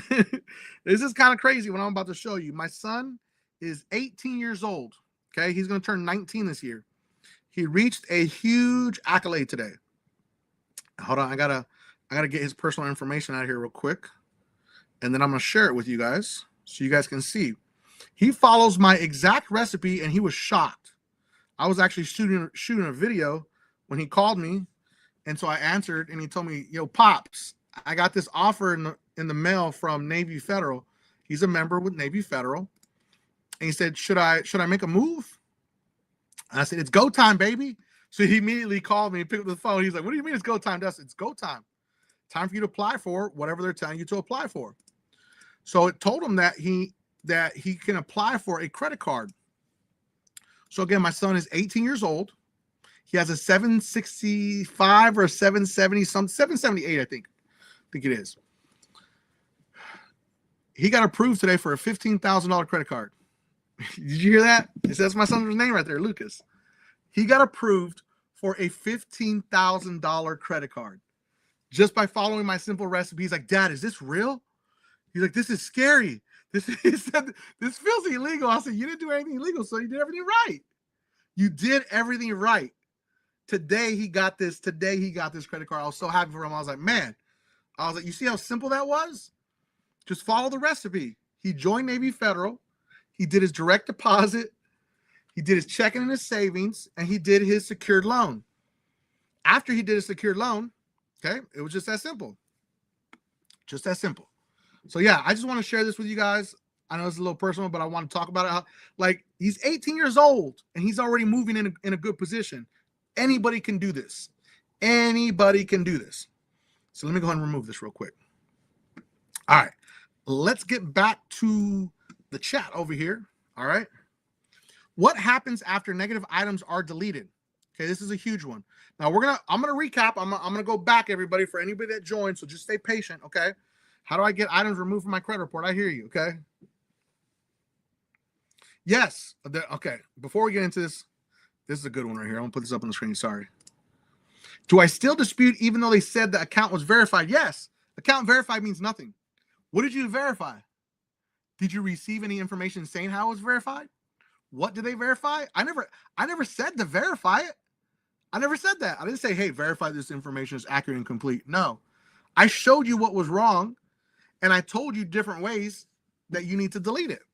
So you need to dispute it. Again, verified means absolutely nothing, because remember, the way that they're verifying it is through an address verification number that is coming from your addresses on your credit reports. And then the address verification number that the collection or charge off has that's attached to that address. It matches up, and then it's verified. That's not a real investigation. Like, what you talking about? So yes, you want to dispute, okay?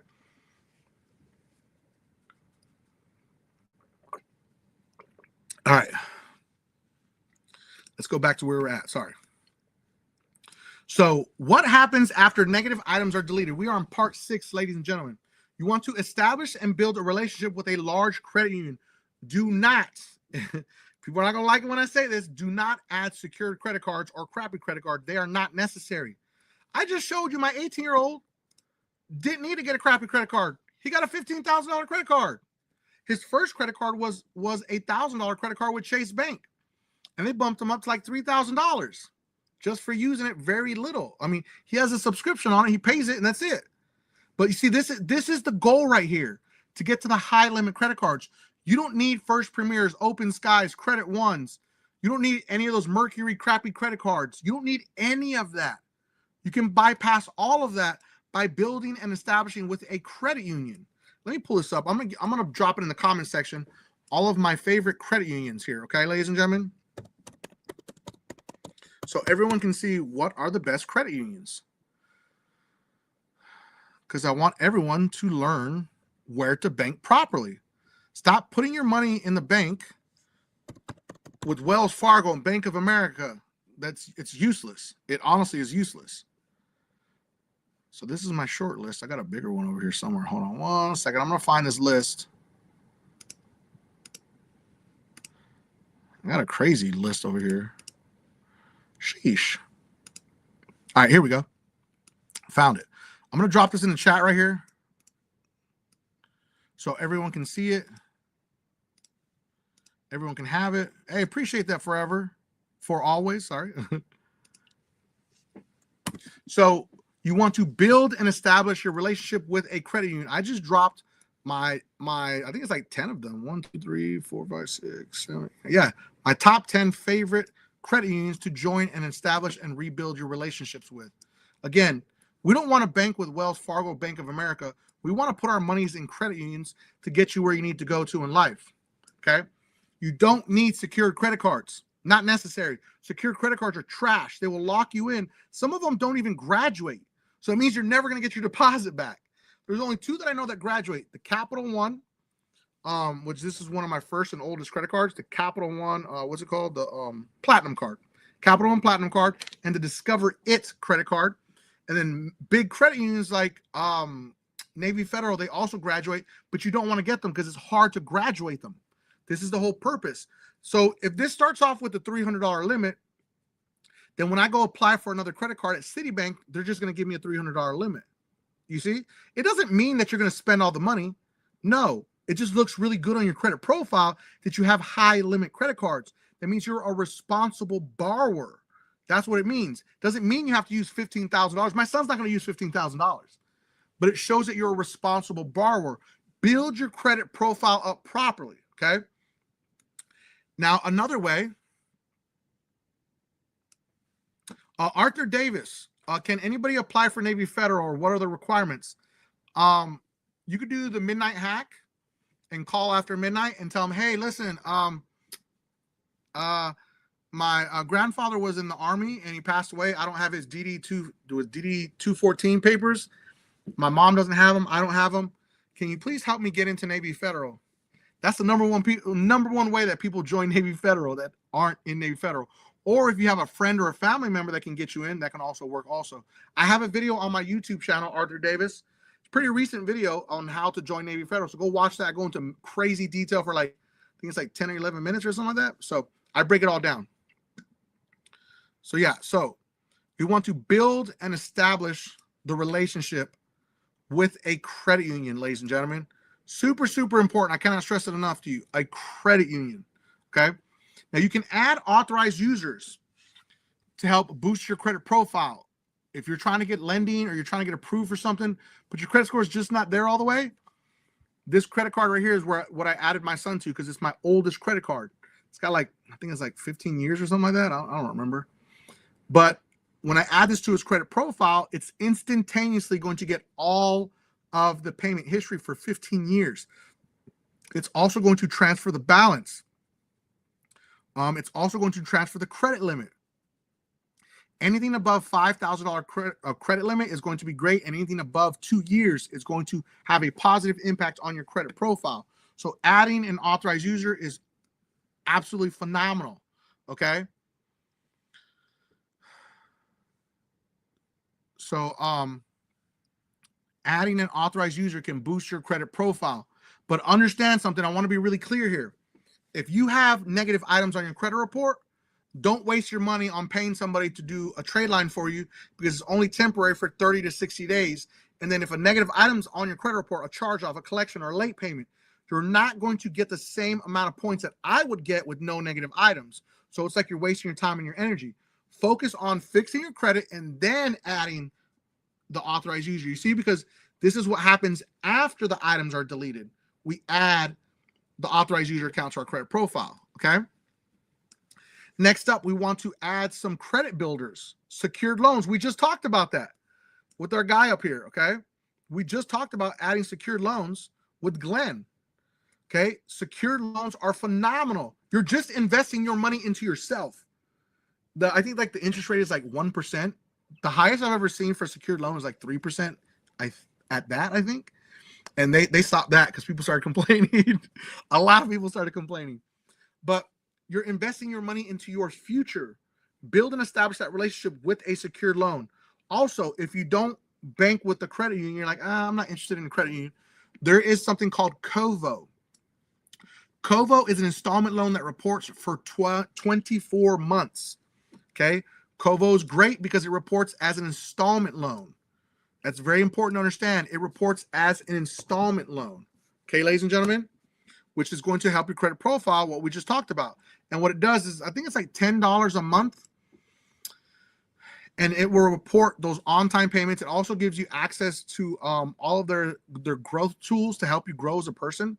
That's why I'm a fan of Kovo. Let me see if I can find this right here. Here it is.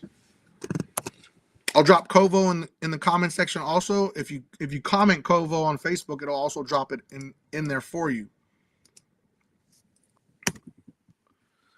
There's Kovo right there. But you want to build and establish that credit builder on your credit profile after you have worked hard to clean it all up. Okay, let's see what we got here. The links don't work for always forever. They should, but they may not work in the comment section. So just go to that credit union or whatever that you figure out which one you like. Okay.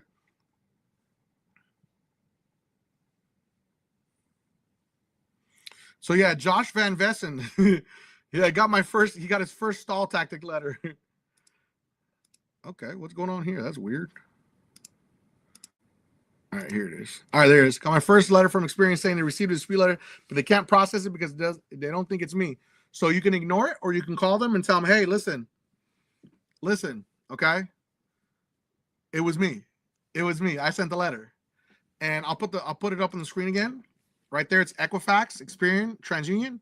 So you can pause the video so you can call them. Experian has 2 phone numbers. You want to go back and forth on them because one may work and the other one may not work. Just giving full transparency because a lot of people don't get that.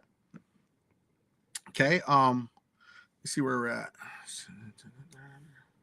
So yeah, I'm gonna leave this up on the screen right here. So if you have any issues like that, didn't mean to do that.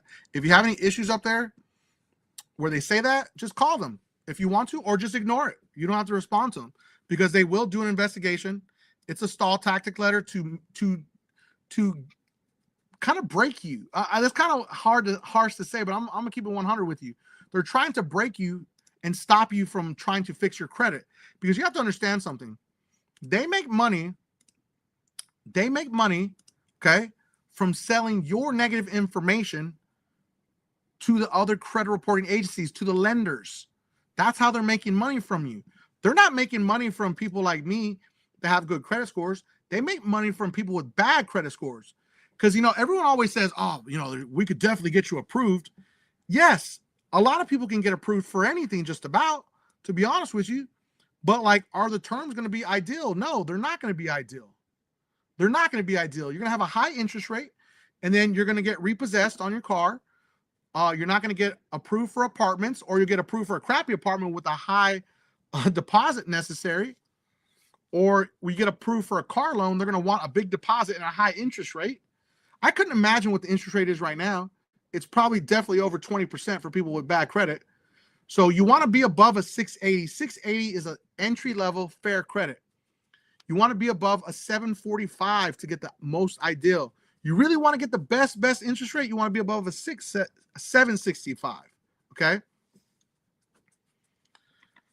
So a 765 is the key, ladies and gentlemen, to get the best interest rates you could possibly get out there. So understand that. So don't give up. They want you to give up because, remember, they're making billions of dollars, and I'm talking about billions of dollars from selling your information to subprime lending companies out there. That's the even crazier part. That's how they're making their money.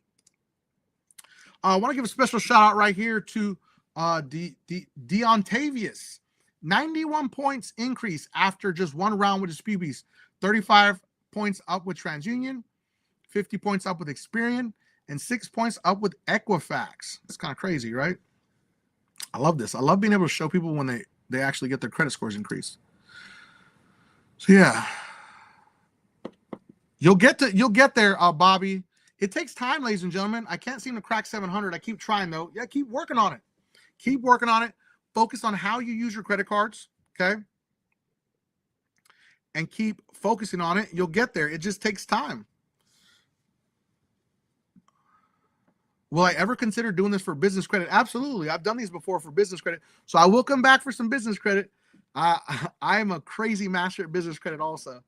I've got a lot of different things that I do that I've done. I secured something over like, was it like 1.5 million or something like that? From 2021 to 2023 in lending just for myself. And that's not including that's for our business. And that's not including any of our lines of credit or our credit cards. That's like straight up loans. Okay. So yeah.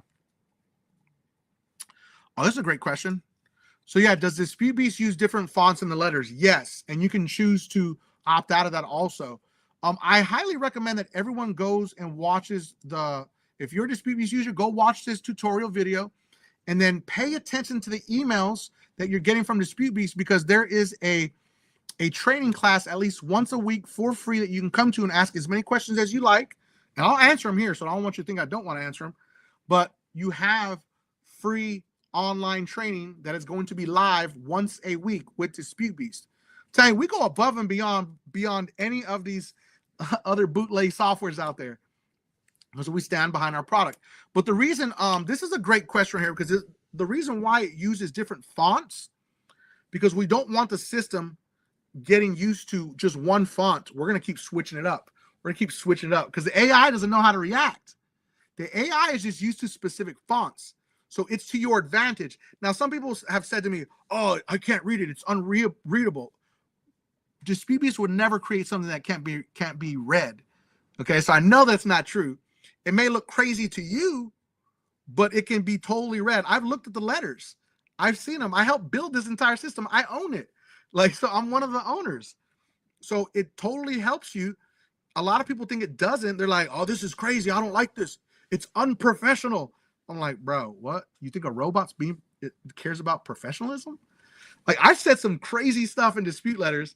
Now, the team doesn't want me to put those in the letters because, like, no, people will be dismayed. Like, and kind of like this question right here, like, does it use different fonts in the letters? And people are like, okay, yeah, that's kind of crazy that you're cussing at them in the letter. Yeah, I want them to believe that it's coming from a human, me. So when I dispute, I'm saying all kinds of crazy nonsense to them. Okay.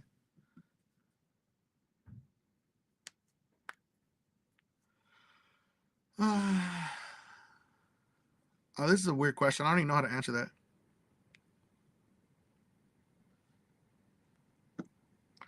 All right. No, we don't have different accounts for family. Unfortunately, we do not. We do not have different accounts for families, okay?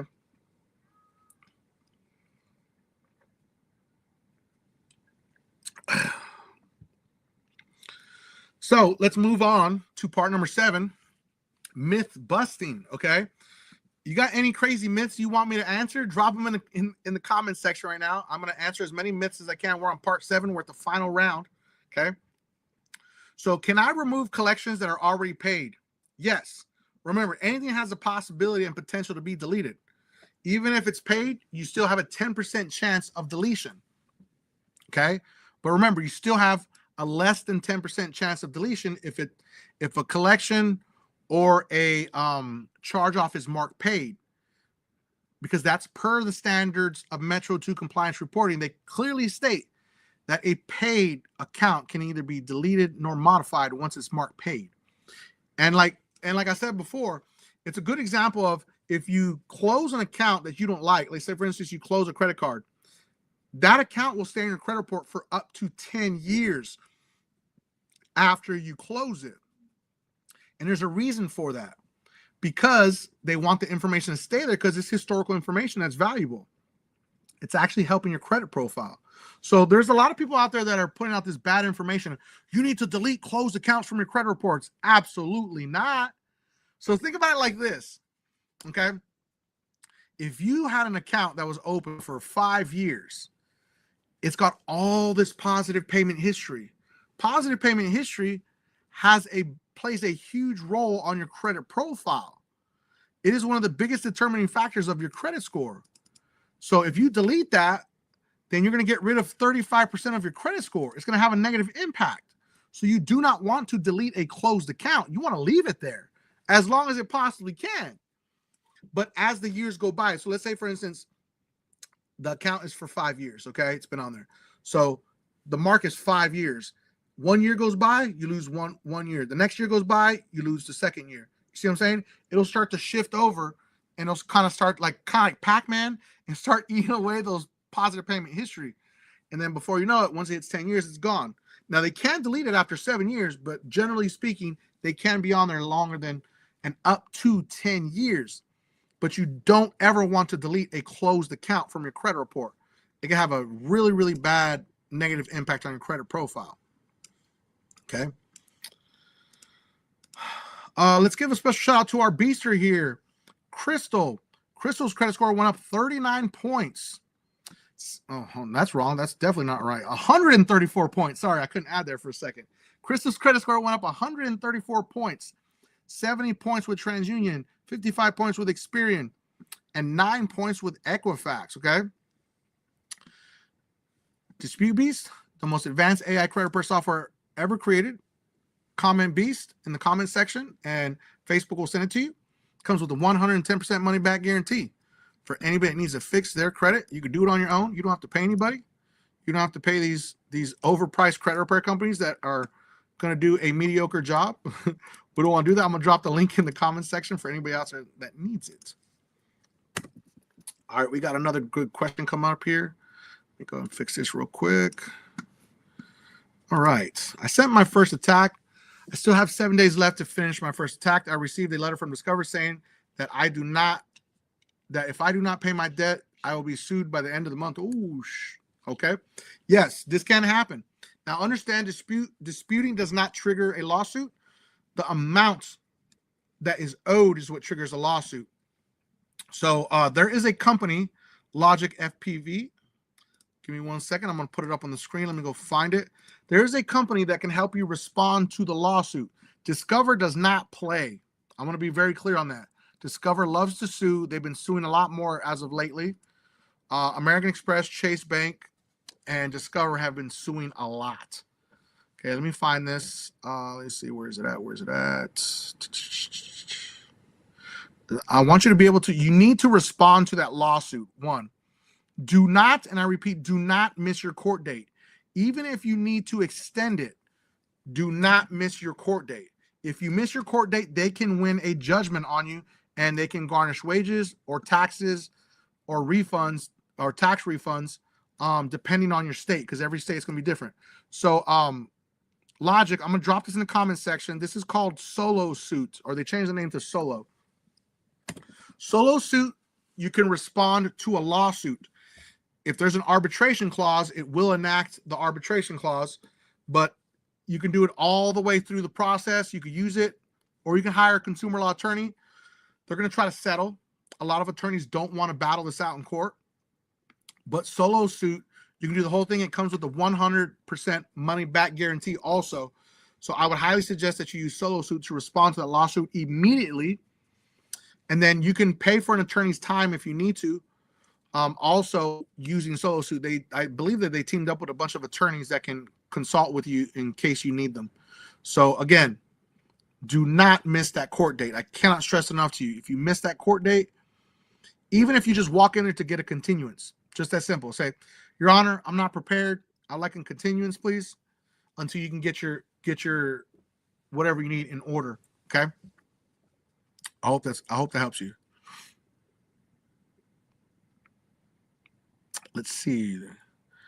All right. My old auto insurance company says I owe them $232 and it hit my credit report from the debt collector. What's the best way to handle it? I would reach out directly to the insurance company and tell them, hey, listen, I didn't know I owed this money, so apologies. Can I go ahead and just pay you directly? Because remember, the debt collector has it now. But if you reach out to the original creditor, which is the insurance company, they may take payment. If they take payment, then guess what? The debt collector has nothing to collect. So then you just send a simple letter to the debt collector, say, yo, I don't owe this money, delete it from my credit report. And then you send that to the credit reporting agencies and show that you paid it. Send a simple letter to the credit reporting agencies. I don't owe this money. Here's a receipt showing that I approved it. Please delete it from my credit report. I don't know who this collection company is. And issues fixed. Hope that helps. Okay. Let's see, we got another question over here.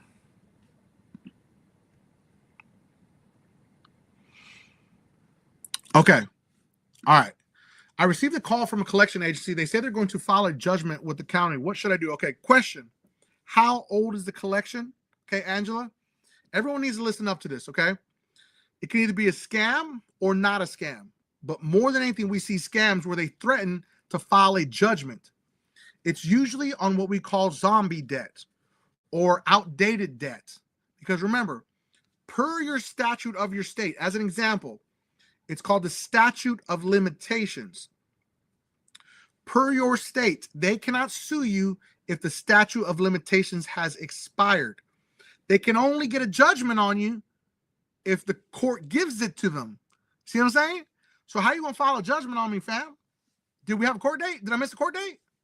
They're like, oh, we're going to take you to court. You just said you're going to file a judgment. You can't file a judgment on me. The judge files the judgment on me if I lose the case. Do you see how we just debunked that? They can't file a judgment. They're trying to get you to pay them. Okay. So in the state of North Carolina, the statute of limitations is 4 years. Just simply Google statute of limitations in Arizona for credit card debt, for medical debt, for an installment loan, whatever it may be. Type it in Google and Google will tell you what your statute of limitations is. They cannot make threats and not follow through with them. That's illegal. Okay. I hope that makes sense.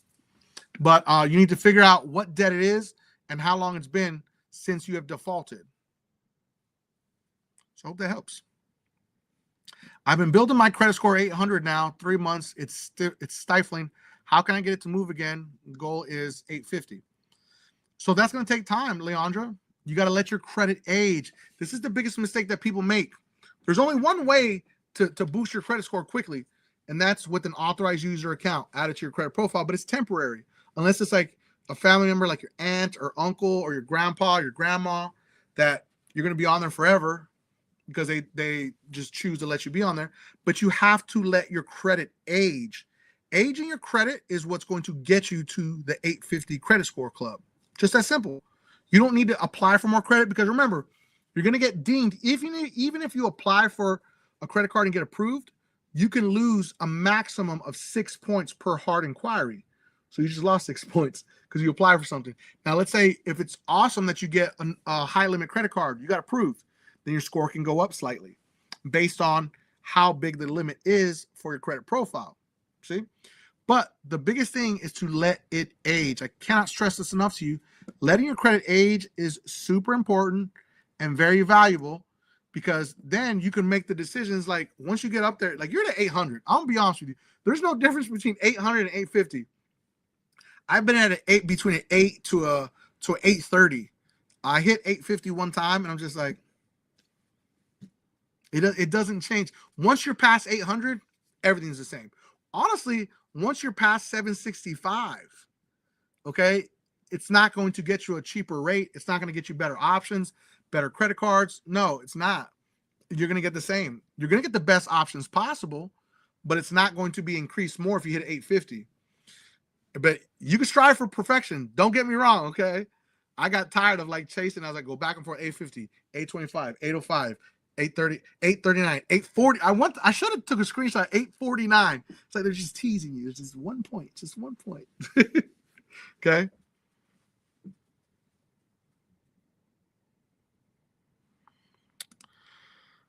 Oh man, this is a great question right here. This is a great question. Hold on.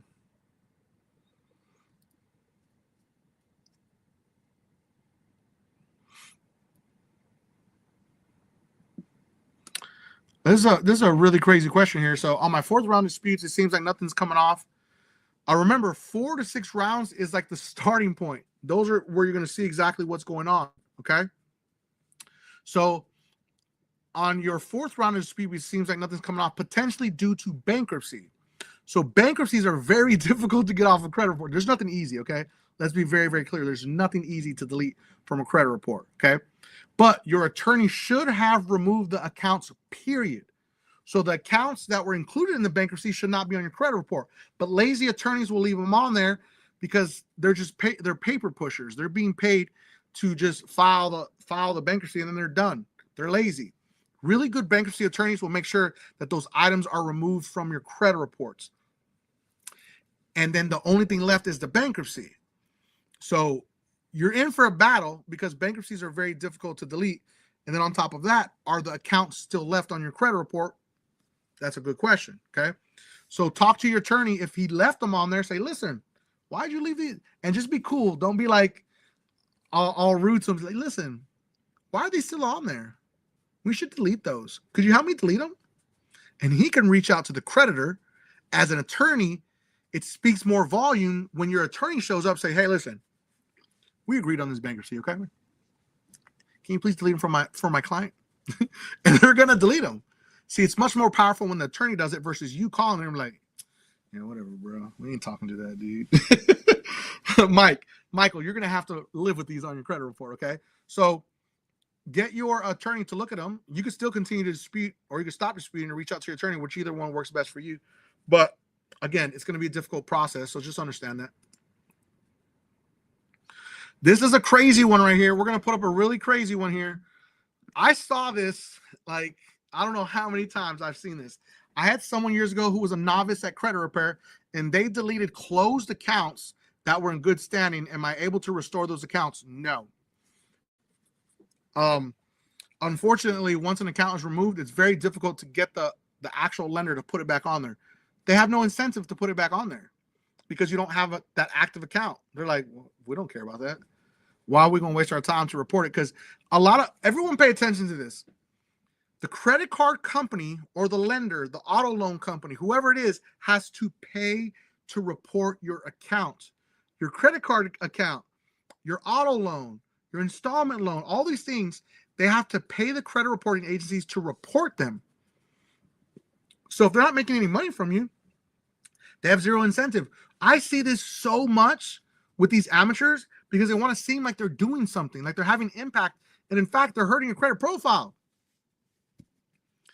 It's like someone said to me, "Is like, yo, why would you let someone work on your credit that has a Gmail, doesn't have a business email?" Ooh, that's a tough one right there. I see that a lot. Okay, people that are taking payments through Zelle, Venmo, Cash App, they don't actually have a system in place. Yeah, those are usually the people that make mistakes like this, okay, because they have no idea what they're doing.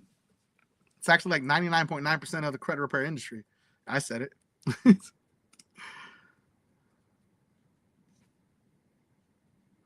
Oh, look at that. Yo, look at that. I love this. Kendall. I'm also a new user to Dispute Beast, and after one round, my scores went up a combined 170 points. It works. Congratulations. Everyone give a round of applause for my guy right here. Everyone drop some little hand emojis in the comment section and give a round of applause to Kendall here. After his first round, 170 points. It works. I love it when people just throw it in there. It works.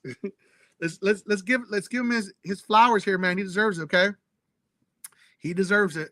So let's throw some hand emojis in the comment section.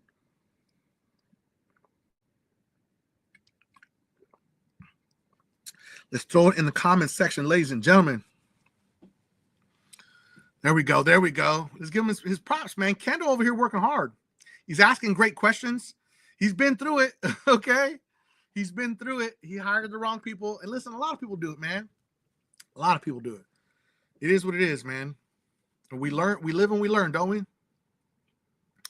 I mean, we got to give this guy flowers. 170 points after one round with Dispute Beast. It works. I love it. Congratulations, Kendall. I appreciate you.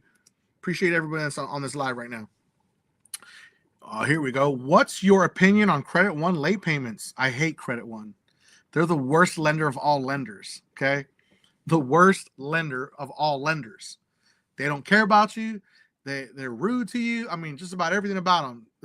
I went on a campaign for like 2 years just talking trash about Credit One. And then they tried to offer me a brand deal. They're like, yo, we got to stop this guy. No lie, I still have the email. I'm like, yo, y'all are ruthless. They wanted me to, I was like, there's no amount of money that can make me promote Credit One, okay? But Credit One late payments are going to be a nightmare. Dispute Beast attacks late payments very uniquely. Uniquely, is that a word? I just made that up, I think. But it's very unique how it disputes it because it wants to turn it from late to on-time pays agreed because we want to gain another little green block. So if it can't reverse it from late to on-time pays agreed, it wants to delete it because if it's a red block, it wants to delete it. Dispute Beast will figure out which one to do. But a late payment in the most recent 24 months has the most impact. A late payment in the most recent 48 months still has impact, but not as much as in the first 24 months. After 5 years, it loses more than 70% of its weight. And then after 7 years, it doesn't matter. So from the 5th to the 7th year, I wouldn't worry about it. But if it's very recent, attack it, dispute it. Now, you want to do 4 to 6 rounds of disputing a late payment. And then you want to do a goodwill forgiveness letter at the either 4th or 6th round, depends on how long you want to go. And you're basically going to say, hey, listen, I messed up and I was going through some financial issues and I lost my job. And I'm wondering if you can help me reverse this from late to on-time paid as agreed. I would greatly appreciate it. I'm trying to get approved for a home and this is holding me back. You send it to the CEO of the company's email. You can go to a website. It's called ceoemail.com. Again, the website is called ceoemail.com. And you can get the email address for the CEO of Credit One's company. But you want to dispute it first before you ask for forgiveness. Because a lot of people want to jump to the gun and say, like, I'm going to ask for forgiveness first. No, don't do that. Because if you ask for forgiveness first and they deny it, now they have proof you just admitted to the late payment. Now you can't dispute it. See what I'm saying? I mean, you can dispute it if you want to, but you just gave them proof. Now they have it on file. So you want to dispute it 4 to 6 rounds first.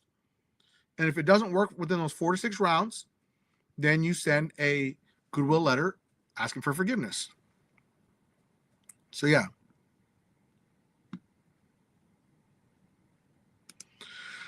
So Andy Haddock, do I have to wait the full 7 years to have a Chapter 13 to be removed from my credit report even after getting it discharged? So it's a full, I think it's a full 10 years. It's not 7 years. There's no bankruptcy that does 7 years. The smallest one is 10 years. So No, you don't have to wait a full 7 years. You can dispute it and try to get it off now. You don't have to wait the full 10 years, okay? You can dispute. Listen up, ladies and gentlemen. It's a great question here by Andy. Doesn't matter if it's a bankruptcy, a collection, a charge-off, a late payment. You can dispute it and get it off before the 7 years. You don't have to wait the full 7 years. You can get it off before that, but you have to work to dispute it and attack it. Now, again, legally, I can't say, yeah, you can delete that. But I know for a fact we've deleted thousands of bankruptcies, thousands of charge-offs, collections from all types of different lenders and banks and all kinds of institutions. But I can't say specifically, yeah, we can delete that. Like, I can't do that legally. It'll get me hemmed up for real.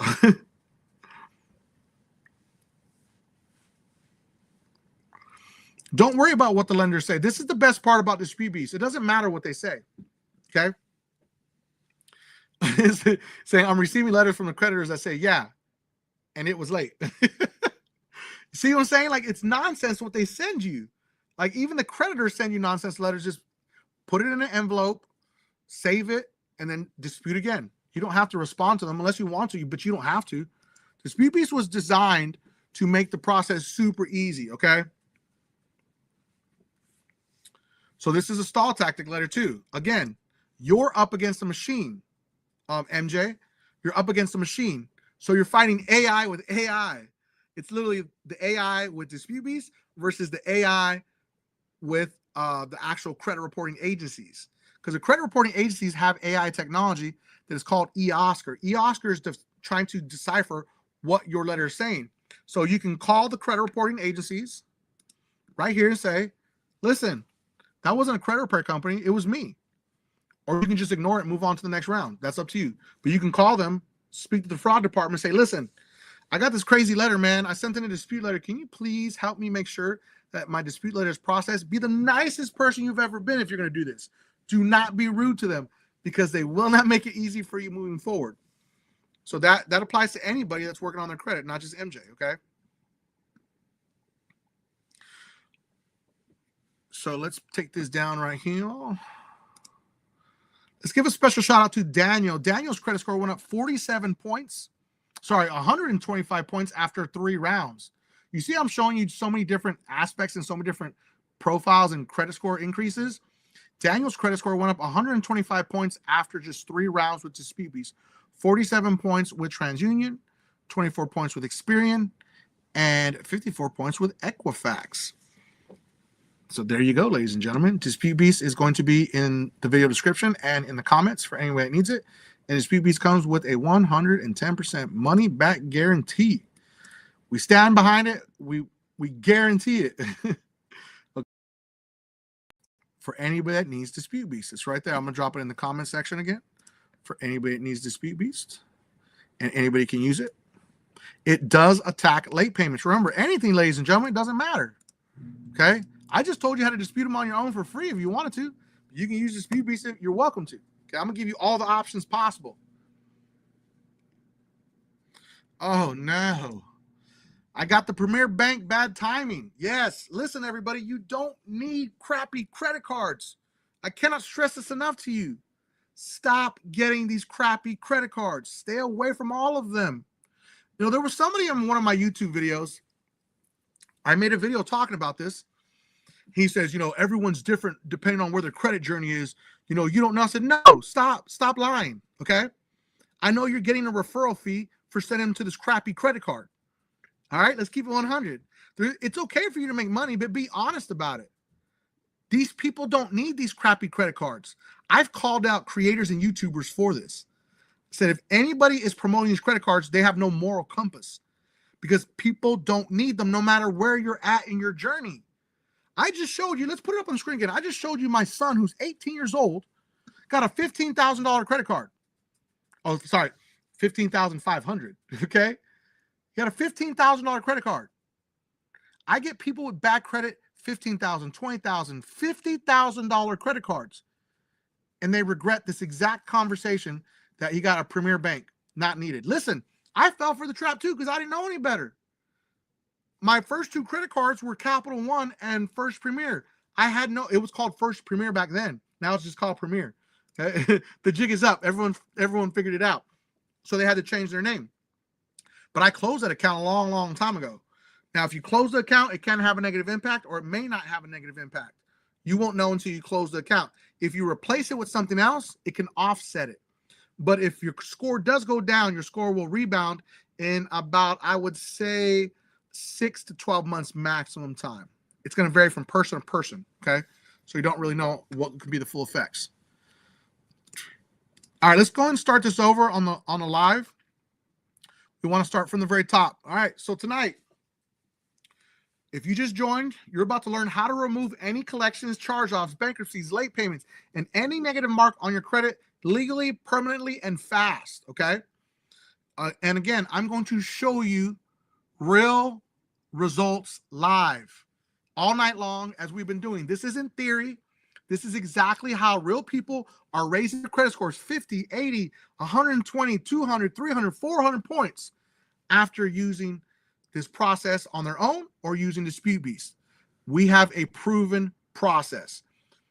By the end of this live stream, this is my promise to you. By the end of this live stream, you'll know how to wipe your past clean and how to have it done for you with a 110% money back guarantee backed by Dispute Beast. So if you're serious about fixing your future, stick with me. Let's go, ladies and gentlemen, okay? We're gonna run this back again. I got nothing but time out here.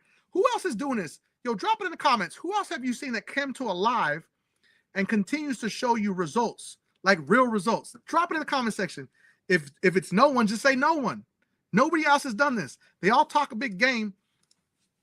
Let's go and put up Daryl here. Daryl's credit score went up 25 points after one round. 10 points with TransUnion, 15 points with Experian. Okay, that's Daryl. So let's go ahead and get Daryl out of here, okay? Because we already saw him. Then we saw, oh, this is a new one. Dontavius. Did we do Dontavius before? Maybe, possibly. 91 points up, ladies and gentlemen. So we're gonna get him out of here. See what I'm saying? Like, who else is doing this? I don't see anybody else doing this. Nobody. Okay, so we're gonna talk about a lot of things here about how to work on your credit effectively. Okay, that anybody can do it. So let's be really clear on that. I'm gonna load up some other images here so we can keep pushing on here. Make sure to drop your comments in the comments section, ladies and gentlemen. If you have any questions, drop them in the comment section and we'll talk about them. We'll talk about them together as a group. Don't be afraid to ask any questions. There's no such thing as a dumb question. Listen, we weren't taught this, ladies and gentlemen. Drop a gem if you've learned more today than you've ever learned in school from credit. Because nobody's teaching this. Let's keep it 100. Nobody teaches this out there, which is crazy. Everyone's like, why don't they teach us in school? Because if they taught us in school, you would continue to not get any student loans and get yourself in debt. Okay? They want you to be a debt slave. And I want everybody to understand that you do not, and I repeat, you do not have to have debt to be successful with credit. Let's repeat that. You do not have to have debt to be successful with credit. This is the biggest myth that I hear all the time, and it makes me mad because it's very misleading. See, I just loaded some more. I'm just loading some more, ladies and gentlemen, okay? Because I got more. It's very misleading, and it's fear-mongering from people that don't understand credit. Listen, I love Dave Ramsey because he teaches people how to use money properly, but he used to have credit, okay? He used to have credit, and then all of a sudden he hates credit because he got in debt and he screwed it up. It happens to everybody. It happens to people. It's life. But we can't go around acting like credit is a crutch and, you know, it's bad debt. Like, there's such things as good debt. You can buy a home on a loan and be a responsible borrower. Doesn't mean that you have to go out here and get massive debt. You don't even have to have a home loan if you don't want to. You don't have to have an auto loan. You don't have to have 20 credit cards. You don't have to have any of that. All you have to do is be a responsible borrower and pay your bills on time. You can have just one credit card, a very simple credit card. Then you can have some type of installment loan like what we talked about earlier. Just that simple. You don't have to be in debt to be successful with credit. It makes me angry when people say that because it's not true. So now part one, the truth about collections and credit scores. Let's break this down. Collections hurt your credit scores based on the status that says collection or charge-off. The amount is not what's actually hurting your credit score. So when you have collection companies that say, hey, listen, if you pay this, this is going to increase your credit score. It's not. It has to be deleted. Now, there was a question earlier, and it just hit me in my head. So I wasn't trying to ignore you, but if you delete an account and then your credit score drops, there could be a few things that happens here. So let's say, for instance, the account was, let's say hypothetically 5 years old, and then it charged off. Well, those 5 years, there's like 4.5 years of positive payment history attached to that negative account. So it's playing a positive and a negative role. When you rip it away, because you have to, you're going to lose that positive payment history. That can cause your credit score to drop, but it's going to rebound over time. 6 to 12 months, your score will rebound. Some people may be sooner. Some people may be all the way up to the 12 months. Okay, but everyone's going to vary. But this is a big thing that a lot of people don't understand. When an account has to be deleted, it has to be deleted. You're going to have to go through the pain to get to where you're trying to go to. Because if the creditor doesn't remove the status of collection or charge off, it's still hurting your credit. There are no creditors. I'll repeat this. There are no creditors, which is the lender or the bank, that will remove the status of collection or charge off. Only American Express and Chase are the only two banks that will delete an account from your credit report if you pay them in full.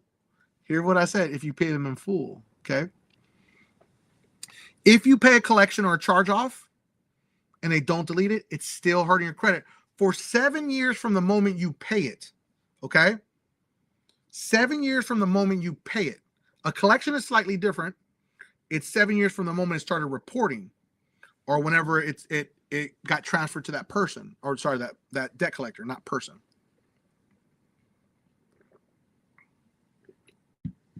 So let me show you something. Let me see. Let me get one of these people. Let's go and show one more person so I can get them off the screen, okay? Amir's credit score went up 72 points, 24 points with TransUnion, 24 points with Experian, and 24, that's kind of crazy, 24 points all the way across the board. That's wild. That's like a unicorn. And 24 points on Equifax after one round with Dispute Beast.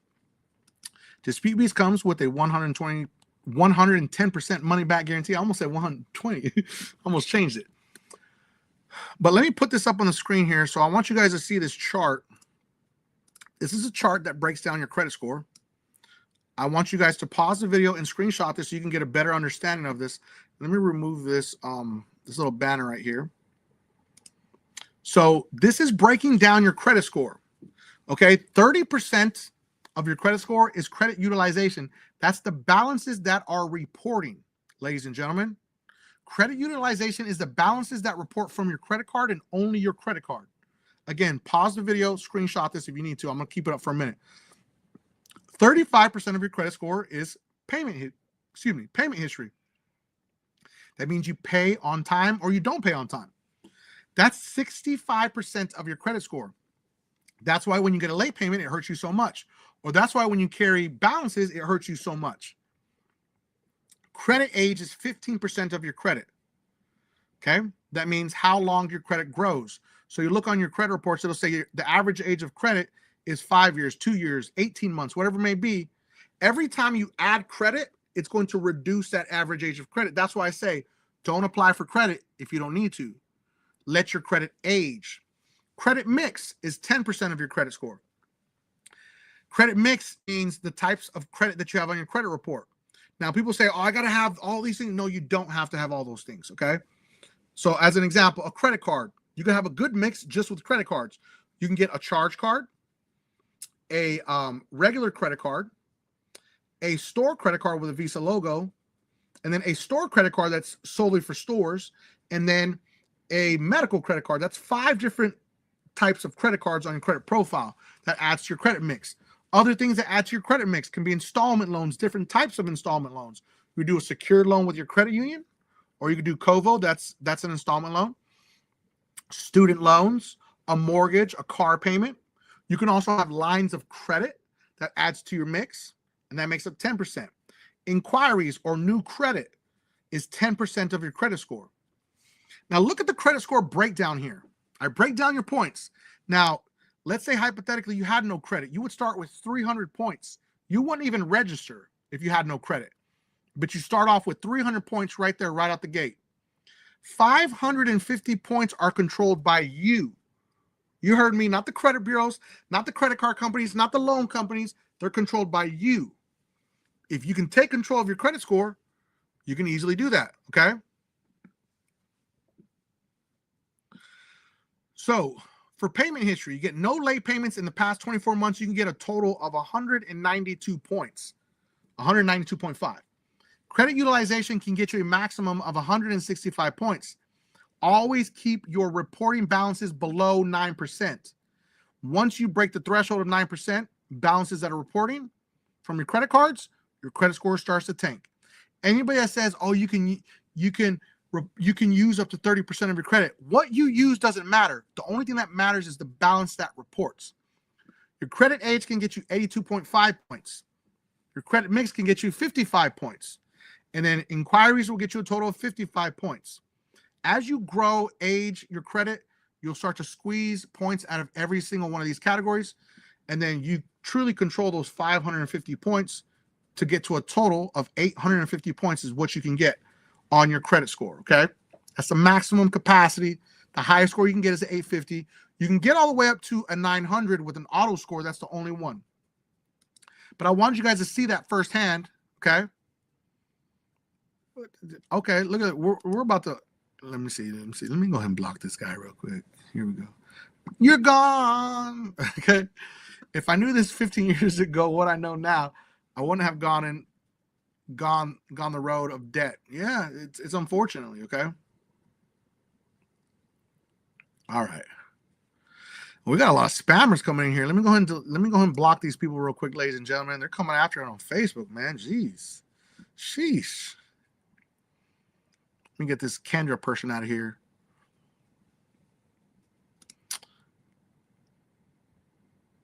Now you know. Okay, I don't know what you know. All right. Let me go ahead and block this person over here. Anybody that tells you to inbox them, block them, okay? We don't ask anybody to inbox you. We're not going to ask you for that. Just like I said, if you comment Dispute Beast, it'll send you the link in your DM to go directly to Dispute Beast. So let me go ahead and block these people here because this is crazy, man. They're just predatory, man. They're out here preying on people. Like, what is wrong? Like, it's crazy.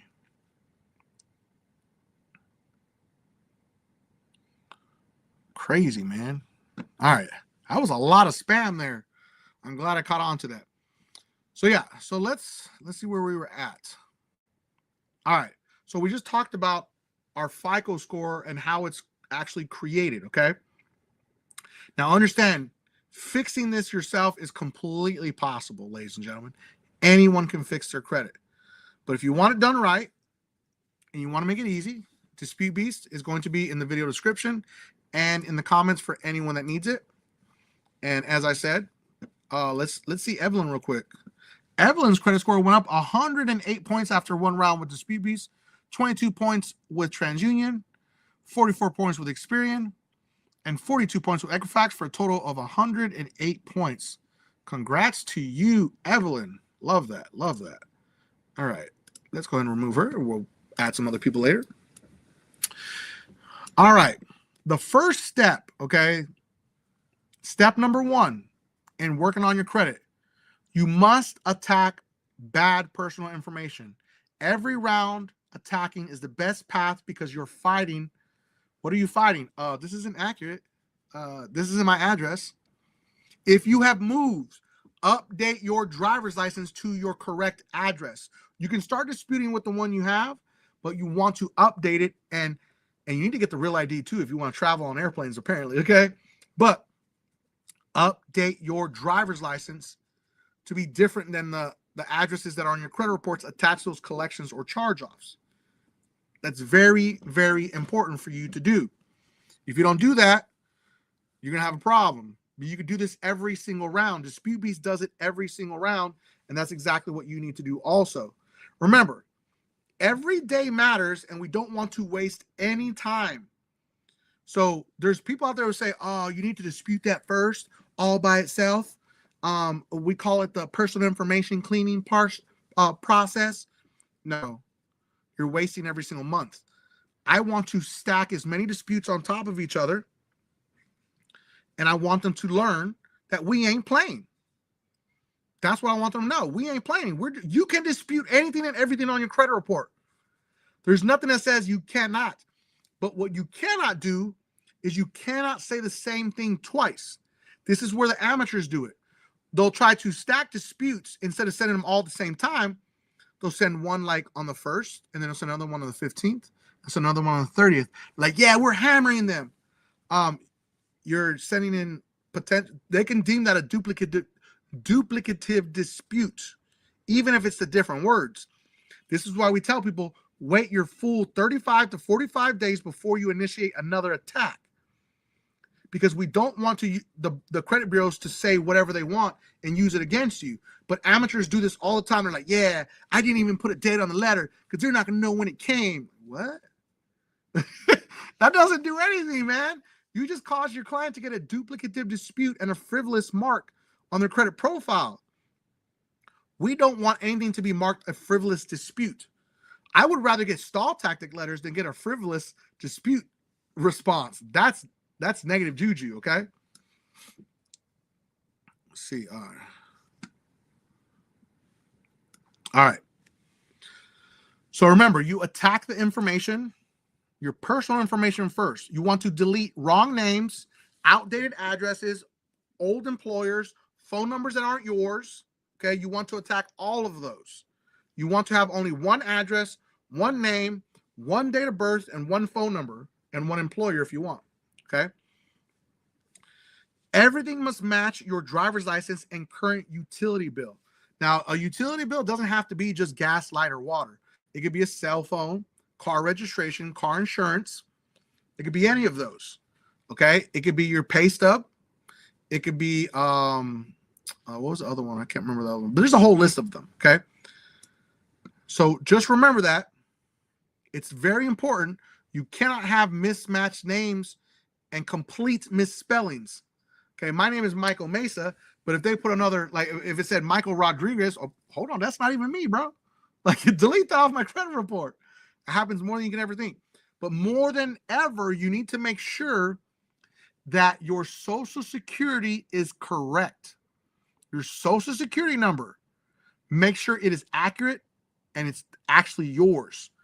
If it's a different social security number, that means you have a mixed file, and you can actually go get a consumer law attorney to fight this with you and have them remove it and make sure it never happens again, because it can turn into a nightmare. Mixed files mean that your credit profile is mixed with somebody else's credit profile. That's kind of wild, right? So the reason why you want to attack the personal information, because the credit reporting agencies have something called an address verification number. It is attached to every collection and charge off, and it's attached to the addresses that are on your credit profile. So when your dispute letter gets to the credit reporting agency, eOscar is going to decipher exactly what you're saying. eOscar is going to look at your addresses and look for that address verification number. And then it's going to look at the address that's on the collection. They're going to put it together and they're going to say it's verified, but they didn't do any investigation. That's how they verify information. That's why I tell people, when you say, I got a verified letter, who cares? It means nothing. They didn't even tell you how they verified it. They didn't tell you the method of verification. They didn't tell you who they verified it with. You see the problem there? It's an automated machine. That's why I created Dispute Beast, the most advanced AI technology, because I wanted to give you the advantage to be able to dispute it at a higher level possible. Okay. So let's give a special shout out to Freddie out here. Freddie's credit score went up 167 points after just one round with Dispute Beast. 127 points with TransUnion, 6 points with Experian, and 34 points with Equifax. Congrats, Freddie. That's nice. That's a really nice day. Again, Dispute Beast. Link is in the description. Yo, this is what we call a Result-A-Thon, okay, ladies and gentlemen? Result-A-Thon. Ain't no way doing this. All right, so let's get back to our chart, okay? Nobody's doing this. Nobody shows up with this many results, okay? I've got them all day long. So once you do that step of attacking all of the personal information. And again, remember what we said. You want to do it every single round. Don't start in the beginning and just attack that. You want to dispute it every single round. Hammer them in the face. Because when you dispute personal information, you're sending in a copy of your driver's license and utility bill. It clearly shows that's not you. All right. Now let's move on to step number 2. We just cleared step number 1. Step number 2, hit all 12 major credit reporting agencies, ladies and gentlemen. All 12 credit reporting agencies. I'm going to copy this and I'm going to drop it in the comment section so you can see that there are 12 credit reporting agencies, not just the big 3 that all these amateurs only use. Dispute Beast attacks all 12 of these. Now, do not, and I repeat, do not freeze the secondary credit reporting agencies. Do not freeze them. That's a waste of time because they are still connected to your credit profile, even if you freeze them, so it doesn't matter. What you want to do is you want to attack with the secondary credit reporting agencies. So most people only know of Experian, Equifax, and TransUnion, but your data is actually reported across 12 credit reporting agencies. These are the ones that matter. They are the hundreds, in fact, and there are actually hundreds, in fact, but we want to focus on these ones that I just put in the comments section. You want to focus on these ones because these are the ones that are storing your information and data, and they're selling it to other people, to other companies, to other data brokers, to subprime lenders. That's what they're doing. So we never freeze them. We attack. We always attack to eradicate it everywhere. This is why items may return, because you did not remove it everywhere. Instead, you froze it. You're like, I'm going to freeze it. They won't be able to communicate with the big 3. No, that's not true. Yes, they will. It clearly states it. I'm going to make a whole video on this because it clearly states it on the website. It tells you, hey, there's still a connection with an existing account. We can still communicate with them. Freezing it does absolutely nothing because they want to stop people from freezing it because they're freezing it for no reason and it's causing more work for these companies. But again, freezing it does nothing. We want to attack it and eradicate it everywhere.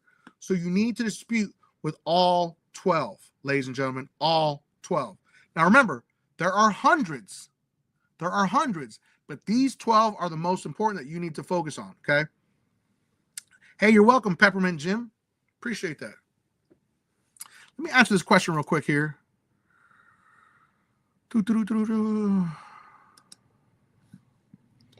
What if I pay a collection a few years back and it shows delinquent on my credit report? Paying a collection does not change the status of it being delinquent.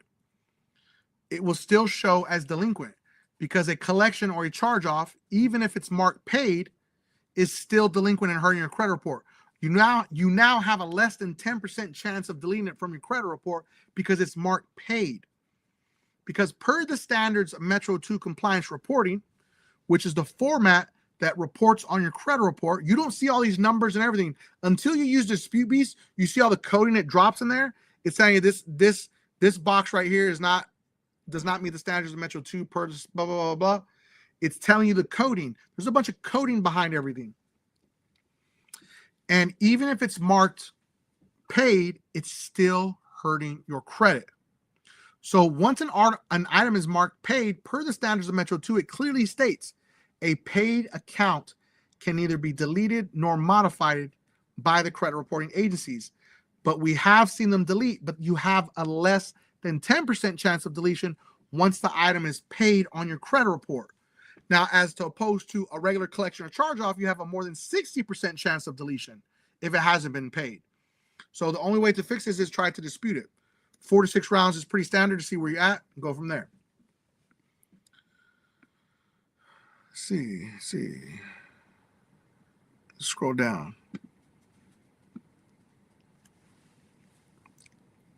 Yo, I love this right here. Check this out right here. This is a great one. Joshua Mitchener. Appreciate you, Joshua. Data brokers, you mentioned Aura in a previous video. I signed up last night and they've already removed personal info from 28 data brokers. 28 data brokers. When you see it, you're like, yo, who are these people? This is how you get all those offers in the mail, ladies and gentlemen. This is how you get all those offers in email, how you get phone calls. Your information is being sold to data brokers. 28 data brokers. Mine was like 60 something. I was like, and you know why? Because I applied for so much credit. I have so much credit. So my information was everywhere. I just had no idea until I did it. Like, I think it's going to be 4 years that I've been with Aura now.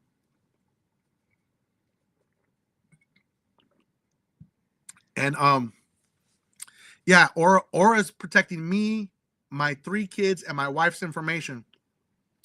And Aura is like crazy with the data brokers because the moment it finds it, they're like, nope, opt out, opt out. We just opted you out. They'll give you a report of it. Okay.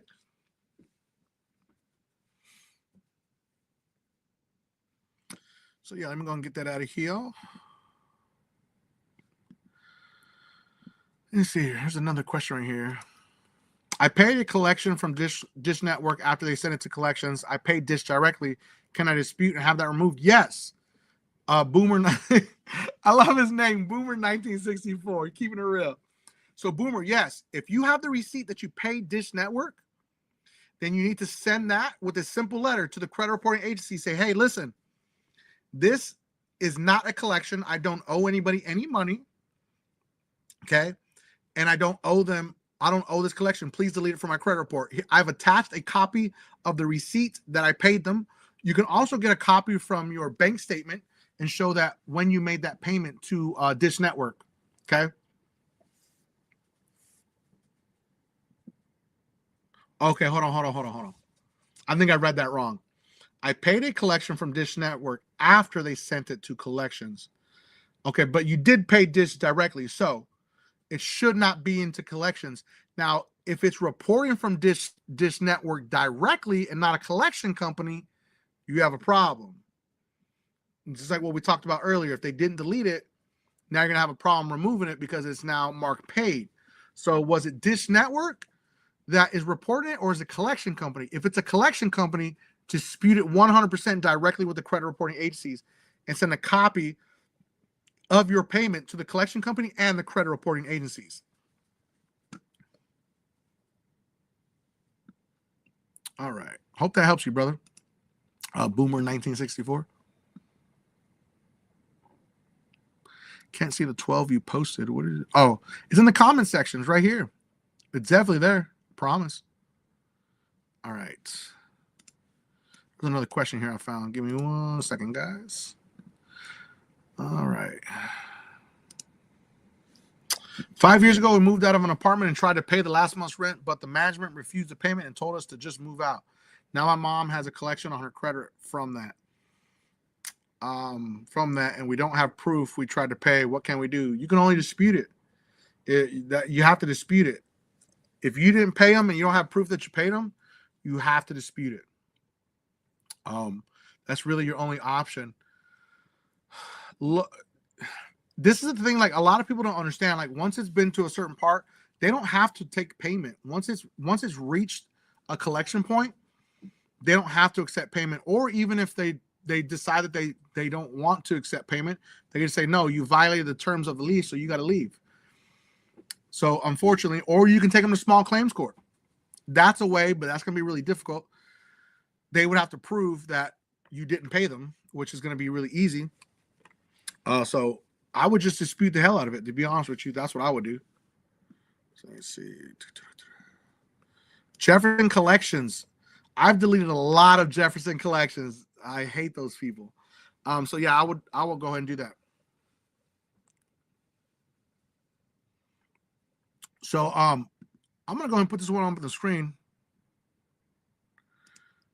So after one round with dispute beats, my credit score went down a few points. Hopefully the second round will help. So there's only a few ways that your score will go down. Disputing it should not drop your score unless they marked it in dispute. Now, you remember earlier we talked about the 5 factors of credit. I'll put it up on the screen here. These are the only 5 factors that should affect your credit score. But the credit reporting agencies play a game, and if they mark it in dispute, it drops your credit score. Now, it should drop it dramatically, not just a few points. So the few points can be from your credit card utilization. So like maybe it reported slightly more of a balance on your credit cards. remember, it's about the amount it reports, because a few points, that's not affected from a dispute or it being marked in dispute. I hope that makes sense. Okay. But yeah, so yeah, just keep staying focused, keep pushing forward, and you'll be fine. But it definitely didn't happen from just a dispute. So the easiest way to dispute with the 12 credit reporting agencies is the same way you start a dispute letter. So I dropped them in the comment section. Find the name, find the address, and ask to get a copy of your report from the company. So let me go over the list. Now, you can get your credit reports for free from annualcreditreport.com for Experian, Equifax, and TransUnion. For LexisNexis, you got to request it. LCI, request it. Anovis, request it. ARS, request it. Credco, request it. Clarity Services, request it. DataX, request it. Microbuilt, request it. And Factor Trust, request it. Once you get those letters, you'll see exactly what accounts they are actually reporting in their system, and then you can go from there and dispute from there. Dispute Beast does all this for you, so you don't have to worry about any of that. It simplifies the process, but it's the same way. You just simply dispute it based on how it's reporting. So if you find an error, you just say, hey, listen, all of these things are wrong. The first date of activity, the last date of payment, the status is wrong. The last date of activity, the first date of delinquency, the account name, the account number. All of these things are wrong on this item, and I want it deleted from my credit reports. Don't tell them one thing is wrong, because then they'll just fix it. And remember, you don't have to write out some crazy letter if you're just doing this on your own. Just a very simple, basic letter. And if you handwrite it, it's even better. This is why Dispute Beast uses different types of fonts, because it understands that eOscar is the machine that's processing these disputes. And we want to change it up as much as we possibly can. So when you handwrite a letter, it's even better. Give a special shout out to Gerald, one of our beasters out there who's working on his credit using Dispute Beast. His credit score went up 104 points after just one round with Dispute Beast, 51 points with TransUnion, 1 point with Experian, still a point, and then 52 points with Equifax for a total of 104 points using Dispute Beast. Link is going to be in the video description and in the comment section for anybody that needs it. I love all the questions that are coming out here, man. Like, you guys are not afraid to ask questions, and I absolutely love that. I just want to tell you guys that. I appreciate that. So anybody that needs Dispute Beast, I'm going to drop it in the comment section right here. So anybody needs it. If anybody's on Facebook and needs to fix their credit with Dispute Beast, link is going to be in the video description. And if you comment Beast on Facebook, it will send you the link to your DM. What up, Mike? What up, none your business?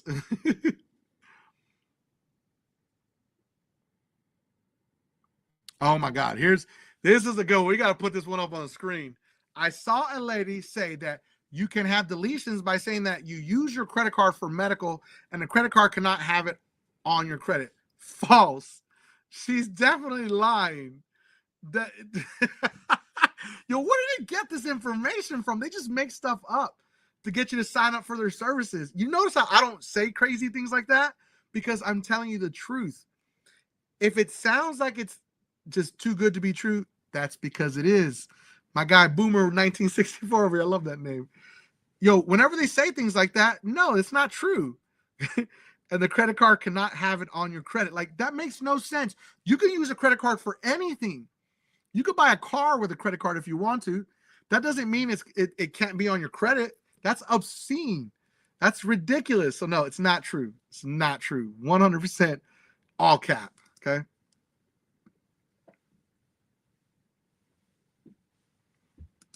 So I just signed up with Dispute Beast about 10 days ago, and I received a letter from Factor Trust. Why is that? Did you send out your letters? Did you send out your letters to Factor Trust? Factor Trust is responding to you. Factor Trust isn't just going to like send you a random letter. So did you send out all of your letters? Then you got a response. There's nothing wrong with that. Now, sometimes Factor Trust and some of the other bureaus will say, hey, this isn't on your credit report, so don't worry about it. Or they'll say, we need more information. What do you mean you need more information? I'm not going to say, don't send them anything else because the dispute was already sent. They want to trick you, okay? And you know why they want to trick you? Because if you send in the same letter again, the same dispute, it's a duplicative dispute and they can mark it frivolous. Don't fall for that. See what I'm saying? Nobody else is telling you this, but I'm going to. They want you to send the same dispute again so they can catch you and mark it frivolous and say it's a duplicative dispute, and it's not. Okay, so don't send it. You sent all the information you need. You're good to go. Sit tight, keep attacking. Just that simple. Oh, there's another good question. Should I discard the letters I keep receiving from credit bureaus after disputing the information, or keep them? I would just put them in an envelope or a folder and just keep them there in case you need them later on. But they're unimportant. But if you get deletions and you get confirmation from the credit reporting agencies, you definitely save those. Okay, those are definitely the ones you save. All right. Listen, I love this. I think I answered that one already, Berserker. I think I did. Listen, I love this. Lance Sprague. Mike, you give us hope. Thank you. You're welcome. There is hope. I have done this for thousands of people before I even created Dispute Beast. I have changed so many lives for free, given them the sauce. I've helped people do it on my own with my software. We took my software and paired that up with 4 other partners. I have 4 business partners. It's not just me. And we created Dispute Beast, this crazy system that is so advanced, and we continue to make it even better because I want people to know that this can happen. You can, in fact, fix your credit on your own. It's totally possible. I have so many clients. That's why I keep putting up results, because I have so many people that have had amazing results. Let's put up another one. Ginger's credit score went up 78 points after 1 round, 15 points with TransUnion, 32 points with Experian, 37 points with Equifax. You see that, ladies and gentlemen? Who else is doing that? I want you guys to know that it's totally possible. It's totally 1,000,000% possible that anyone can fix their credit on their own. You know, it's a scary, daunting process, especially when you get these letters from any of these companies, and it's just like, yo, what do I do? Where do I go from here? It's so scary. Is it true? Like, oh, is it game over? No, it's not game over, ladies and gentlemen. Keep pushing forward. They want you to quit. I cannot stress enough to you that they make money from you having bad credit. They don't make money from people like me that have good credit. They make money from people with bad credit because they can sell your information to all of those subprime lenders. Subprime lenders want your information because they can offer you auto insurance. They can offer you car loans with high interest rates. They can offer you crappy credit cards. They can offer you crappy personal loans. All of these things they can do. Let's go and get that one off screen. Okay. All these things they can do because they're making money from you. So there is hope, and you can fix your credit. I'm telling you right now, I do it all the time. I've been doing it for 14 years now. It's crazy, right? That's how you're like, how does he know so much? 14 years in the game, man. It's crazy. So now remember, you want to dispute with the 12 credit reporting agencies, okay? The 12 credit reporting agencies. This is very, very important to understand, okay?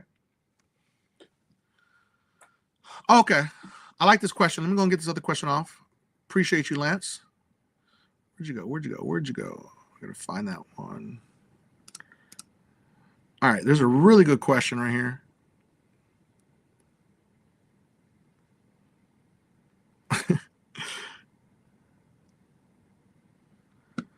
I try to do none of your business. I try to do at least 2 lives a week, at the minimum 1. That's where we're trying to get to right now. There was a really good question. Okay, here it is. Yeah, none of your business, at least once a week at minimum. Please explain the term round. I'm new to this. No problem, Brenda. I got you, sis. Got you, fam. So a round is when you send out I want to keep saying round. A round is when you send out your dispute letters. So it could be 1 dispute letter, or it could be multiple dispute letters. That is considered a round. You have to wait 35 to 45 days at maximum. Okay. And then you send off your next round. So when I say this person's credit score went up, so amount of points in 2 rounds or 3 rounds or in 1 round, each round is 35 to 45 days when you send in your dispute letters, and then you wait, and then you refresh, and you attack again. I hope that gives you clarity right there, sister. What's this? You want to find out? Call FICO on this. What do you say about fish sticks? Someone says something about fish sticks here. I don't know what that's all about. Okay. All right. Boomer. Okay. He wanted to clarify. Let me clarify. She said, because medical charge-offs won't be put on your credit report. See what happens when you get old. No. So now, so now there was a rule that was created by the CFPB that no medical debt was allowed to report after, I think it was like March 15th or something like that. I can't remember, but it was in March. Now the Republican Party created a lawsuit to sue to remove this this new rule that's going to stop medical debt from reporting. And I don't want this to be political. I want everybody to know I'm not Republican, I'm not Democrat, I'm an independent. I don't care about either party. They're all crooks. But it's very important to understand that the Republican Party created a lawsuit to stop this in court. And then the Republican Party is also pushing a bill in the House to get approved to stop this. Now, technically, they're not supposed to report any medical anything right now, technically. But who's going to hold them accountable when the CFPB has been reduced to 200 employees? Hence our problem. So sit tight. I'm going to continue to give you guys updated information as things change, but it's not supposed to report. But again, who's going to hold them accountable? I would say dispute the hell out of it if it's a medical charge-off, if it's on your credit report. You could just literally simply say, per the new medical rule, this is not supposed to be on my credit report. Please delete it effective immediately. Until the lawsuit is cleared out, we won't have clarity as to what this exactly means. But again, the bill is in the House. They're trying to pass it, and the lawsuit is active against stopping this rule. So unfortunately, that's just the truth. But appreciate you, Boomer. That's a good question.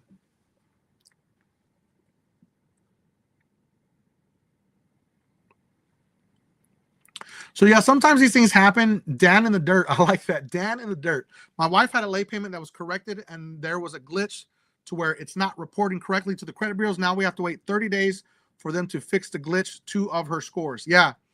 At least they're telling you that they're going to fix it. Make sure that they send you a letter stating they're going to fix it also. Don't just take their word for it, because this can turn into a nightmare. Late payments are an absolute nightmare. But you seem to be on the right track there. It's going to take a little bit of time for them to update the information. It's like, yo, it doesn't take you that long to report the late payment. Why does it take you that long to fix it, right? It's crazy. Weren't going up at all. What a mess. Yeah. Yeah, I hear you. I hear you. So we see. Somebody said something about fish sticks. I don't know what y'all talking about over here. Y'all talking crazy in the chat over here. Chat's going crazy. At this time, we determine that no investigation is needed. That's a great stall tactic letter. I hate that stall tactic letter. It means nothing. Just keep pushing. Another stall tactic letter for the great of it, okay? Let me see.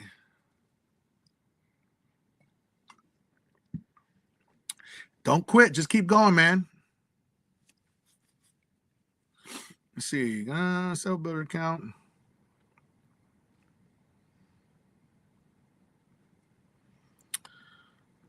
All right, here we go. Got another question. Yaya. Is that what they call it? Yaya? Okay.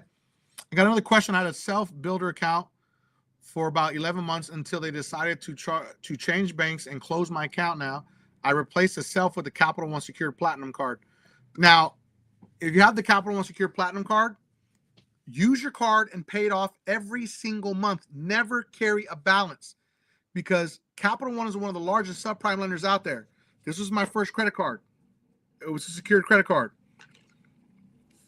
You need to use the credit card and pay it off in full and never carry a balance. That's how you can get out of that secured card, and then it'll get you to an unsecured credit card. And then if you go watch my videos on YouTube, everyone go watch my videos. If you have a Capital One credit card, you can upgrade that credit card once it's unsecured. I mean, once it goes from secured to unsecured, upgrade that credit card to a credit card that you really want. But the key here is to use your credit card with Capital One and pay it off in full every single month. That will trigger them to move forward and to actually give you your money back for your secured card and get you into an unsecured card. Hope that helps you.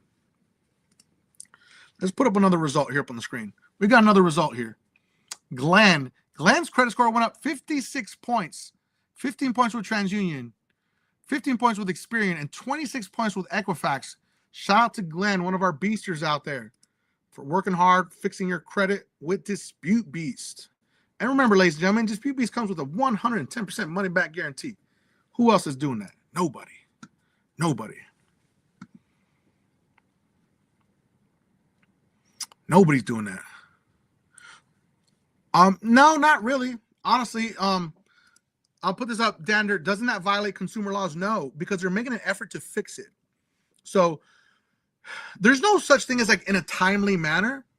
And the reason why I know this is because I've worked with attorneys, and attorneys, they're always like, everyone wants to sue, but you have to have standing. Now, if they're negligent and then they don't make any effort to fix it, then that's a consumer violation. You see what I'm saying? But they're making an actual effort to fix the issue and fix whatever's going on with your credit report and that late payment. So that's a great thing. So unfortunately, it doesn't violate any consumer laws that it takes too long. Gil Amas, I'm feeling your positive vibes. Want to say gracias for putting me on, Holmes. Good looking out. Yo, appreciate you, Gil. Thank you. Is there a generic letter to use for disputes? I say always write it out. Always write it out. If you're sending your own disputes, handwrite your letter. That's the best thing that you can possibly do, ladies and gentlemen, is to handwrite your letter. It's very important. I have Dispute Beast, but can't dispute Persby? I don't know what that means. Persby? Maybe personal information? You don't have to dispute personal information. It does it for you. Dispute Beast does it for you every single round. Now, in the past, a long time ago, we used to only start disputing personal information after the first round, but now we dispute it every round because we want to attack and stack disputes, ladies and gentlemen. Sent your first round. What up? Good. Congratulations, Gil. The school confirmed it was a glitch as well. It was us trying to buy a house. Of course, it's when you're trying to buy a house, right? All these things happen when you're trying to buy a house. It's crazy.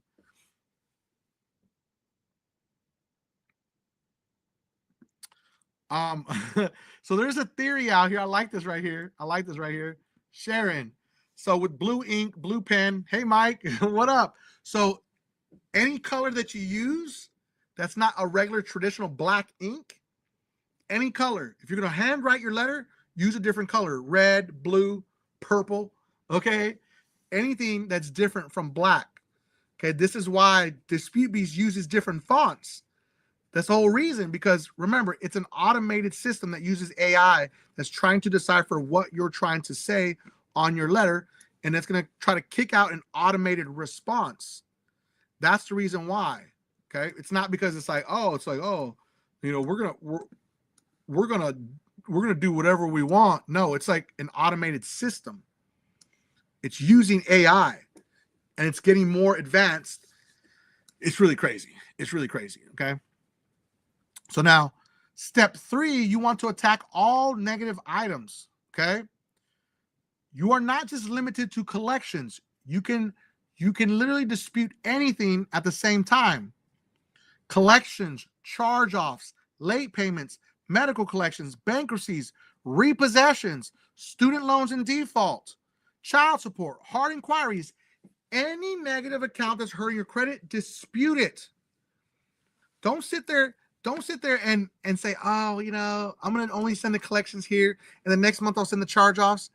No, let's push on and understand that if it's inaccurate, it's unverifiable or outdated, or it's not fair, it's removable under the Fair Credit Reporting Act, ladies and gentlemen.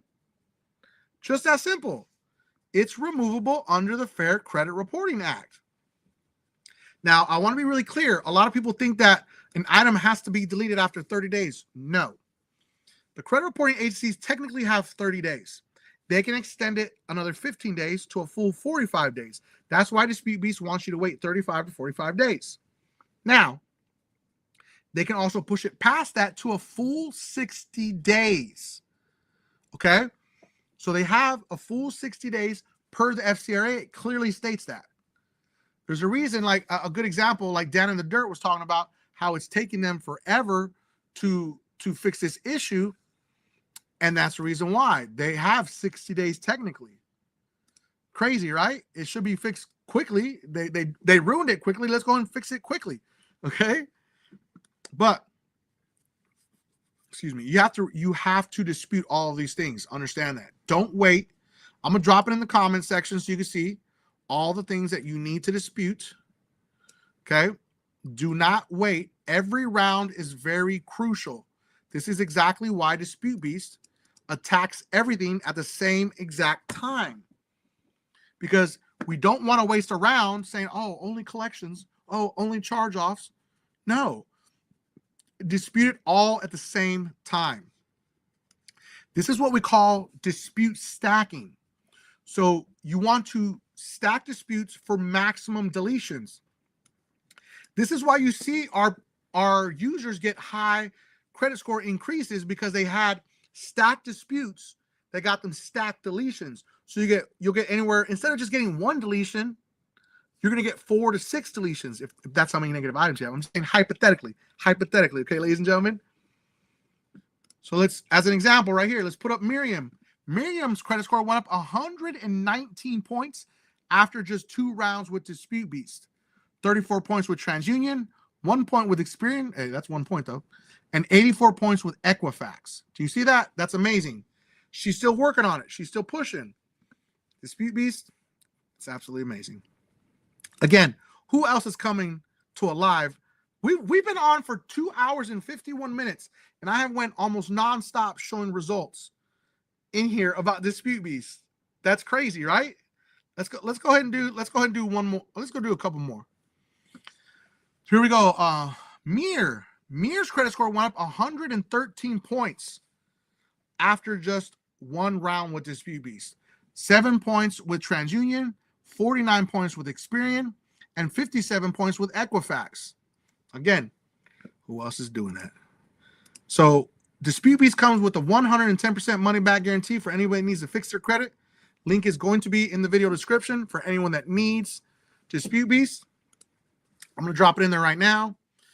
And then I gotta catch some spammers in here in the comment section again. Yeah, they're just relentless. So let me explain to you guys how Dispute Beast works, because people keep asking me that question. So I'll definitely break it down. Let me go ahead and get this spammer out of here.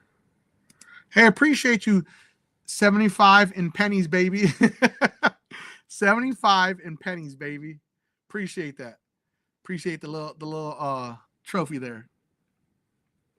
You're welcome for the lessons, guys. Appreciate you guys coming to the live and trusting in me, listening to me. Yo, we've been doing this for a minute now, man. Almost 3 hours. It's crazy. All right, let me go ahead and delete this comment real quick. Get this guy out of here. These spammers are crazy, man. Nobody wants your guys' basura. Get out of here. All right. Here goes another one. I'm going to get him too. So give me a second, guys. Sorry. Going to delete. Block and delete. Block and delete. Almost done. Hey, appreciate that, Monty. Appreciate that. All right. There's a great question in here. So he wants to explain about Dispute Beast. All right. So Dispute Beast is the most advanced AI credit repair software ever created that anyone can use. And it comes with a 110% money back guarantee. It is truly the only system that is a one-click. Now, what does that mean? You sign up for your Dispute Beast credit monitoring. That's how we get your credit reports. Then you create your free account with Dispute Beast. Make sure that your username and password is exactly the same for your credit monitoring with Dispute Beast and your Dispute Beast account. Then you connect them and they merge, just like that, like a triangle. Once they connect, they lock up. You click the blue button, and then Dispute Beast will do all the work for you. You don't have to choose reasons. You don't have to choose letters. Dispute Beast does it all for you. You're going to see all of the negative items right there. Let's say if you have late payments. If your late payments are past a certain amount of time, it's going to tell you whether or not it's worth it for you to dispute them. Dispute Beast does that. If you have hard inquiries that you want to dispute, Dispute Beast is going to not choose the hard inquiries, but you can choose them. That's the one part that I want you to do so you can know exactly which ones you want to attack. Now, it will give you a warning to let you know, hey, Make sure this is not attached to any open or closed accounts, because it could put your actual account in jeopardy with that lender. It will literally tell you the thing so you don't fail. It's the only system that does that. And then once you figure out which ones, if you wanted to do hard inquiries or you had late payments, then you just click the button to create your dispute letters. It creates and populates your letters very quickly in under a minute. Then you have the choice to actually print your letters and mail them on your own. It will email you your letters so you could do that on your own. Or you can actually mail them inside of Dispute Beast. There's a mailing partner called Sprint Mail that will mail the letters for you. If there's ever any issue with any of the mailing process, all you have to do is reach out to support. You get an email giving you support's information so you can reach out to them. Support is open from I think 9 a.m. to 11 p.m. every single day. Yeah, 7 days a week. Send them an email, they'll respond. There is live training once a week with Dispute Beast for free. Just come up to the live. Pay attention to your emails that you get from Dispute Beast, because we're giving you information to help you grow and move forward with your credit. Also, right here, as you see it right here, this is the homepage for Dispute Beast. That big thing, how to use Dispute Beast, is a tutorial video to walk you through the process. Very simple. It's exactly as I stated. There's nothing that's different than what I stated. I'm adding new things to make Dispute Beast even better. We continue to advance it and be better than everybody else out there. So if you get any responses from any of the credit reporting agencies or stall tactic letters or the secondary bureaus, you don't have to respond to them if you don't want to. Once the round is over, you just go in there, you click the button again, and Dispute Beast will create those letters again, and you can choose to mail them or send them out on your own. And remember, this is backed by a 110% money back guarantee. If it doesn't work, we will pay you. It's the only system that is backed by that, because I stand behind it. I guarantee it. We all do at Dispute Beast. We're that confident in our product. So that's a quick breakdown of what Dispute Beast does for anybody that needs it. Link is going to be in the video description, and I'm going to drop it in the comment section again for anybody that needs Dispute Beast. You do not have to answer to the letters that they're sending to you. Not needed. Once a student loan is taken off your credit report, can it come back? That depends on what you use to remove it. That's a really great question.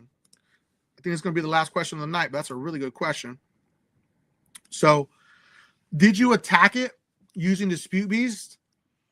And did it attack all the credit reporting agencies? If you use Dispute Beast, that's the reason why we attack all 12 credit reporting agencies, because you have to eradicate it everywhere. It does not have a chance to come back if you attacked it everywhere. Now, there are 12 credit reporting agencies. Let me go get this, and then I'll put them up on the screen for anybody that doesn't have the list. So the question is, Justine, did you use Dispute Beast to delete the student loans? 7 years it fell off. No, you're fine then. You're perfectly fine then. If it was a 7-year mark and they fell off, Justine, you're good. Nothing to worry about. So here are the 12 credit reporting agencies, ladies and gentlemen, with all the little green check marks. I just dropped it in the comment section for everybody, okay? All right. So yeah, 7 years it fell off. Nope, it's gone. Once an account falls off after 7 years, it should not come back. It should not come back. Okay. Yo, appreciate you, Boomer. Appreciate that. Oh, special shout out right here to Yaya. Yaya, dropping a super sticker out here. Appreciate you, fam. Appreciate you. Love that. You had a bunch of great questions, Yaya. There's another one right here. Let me go find this other question. Now, Ingrid, what is your question? For some reason, it doesn't want to show up. Let's do it again. What about 25-year-old student loans? What's your question about them? Are they defaulted? Are they in negative standing? I mean, well, what's going on? Then tell me what's going on. While you respond, let's go ahead and put up another person here. Salim's credit score went up 40 points after just one round. 15 points with Experian and 25 points with Equifax. Give it up for our guy right here, man. Salim. Go and get that off of there real quick. And I'll do one last person right here. Oh, Michael. Michael's credit score went up 24 points after just one round with Dispute Beast. That's 4 points with TransUnion, 10 points with Experian, and 10 points with Equifax. As you guys see, I'm showing you guys real results from everybody. We don't just pick and choose them. I want to show everybody, okay? And I've got thousands and thousands more after that, okay? But yeah, so tell me about your student loans. What's going on with your 25-year-old student loans? What is your question about them, Ingrid? If you're still here, she might have left. I don't know. Oh, look at Robert Scogan. He's so creative. He's so creative. He's going to get blocked. Look at that. Robert Scogan, bye-bye. You know, someone said to me in on one of my other live videos, like, don't block anybody, just leave them. I'm like, nah, bruh. We're sending them away so we never see them ever again. That's what we're going to do. And you'll never be able to see my content just because you want to be rude. We don't tolerate that, man. So yeah, I guess Ingrid's not here anymore, maybe, possibly. Oh, I love this right here. Look at this. Look at this right here. Let's put this up on the screen right here. I followed your steps, bill date versus cycle date, and went up 56 points. Yo, everybody give up the little hands up emoji. Let's give her a little round of applause. Give her a hands up emoji for 56 points just for following the simple steps of when to pay your credit card. Okay, when to pay your credit card. Yo, give them a what's up, say what's up, okay? Let's put a little hand. That's right. Give her a round of applause, man. 56 points is a big deal. 56 points is a big deal, ladies and gentlemen. Okay? You got to celebrate that, man. That's humongous, especially when you wake up and you see, you're like, yo, it really works. You're like, the guy's not talking nonsense. It really, truly works. So, yeah, man, awesome. Brenda, you can start, again, 75 in pennies, baby. Rachel, okay, Rachel, congratulations, and thank you for supporting the channel. I greatly appreciate you. All right. I'm moving in 3 months. Should I dispute now or when I move? You can start now and then update your driver's license once you move, if you want to go ahead and do that also. But listen, I just want to tell everybody, well, first off, let me answer Ingrid. She said she just wants them off. Unfortunately, you don't want them off because they have positive payment history. If you delete those student loans off your credit report, they're going to hurt. It's going to hurt your credit. It's going to tank your credit score, especially if you have 25 years of on-time payment history. Think about that. 25 years of on-time payment history. You rip that away, destroys your credit profile. So you do not want to do that. Okay, Ingrid? Do not want to do that. Everyone, thank you so much, man. Thank you so much for coming to the live. Yo, we rocked out for 3 hours of nothing but results. Okay, ladies and gentlemen? We talked about credit repair, how to fix your credit. Take advantage of this. Take the next steps to change your life. I'm giving you every opportunity. You can either fix it on your own or you can use Dispute Beast, and Dispute Beast comes with a 110% money back guarantee. Again, thank you everybody who came to the live. I greatly appreciate it. You guys were awesome, and I hope you guys have a wonderful night.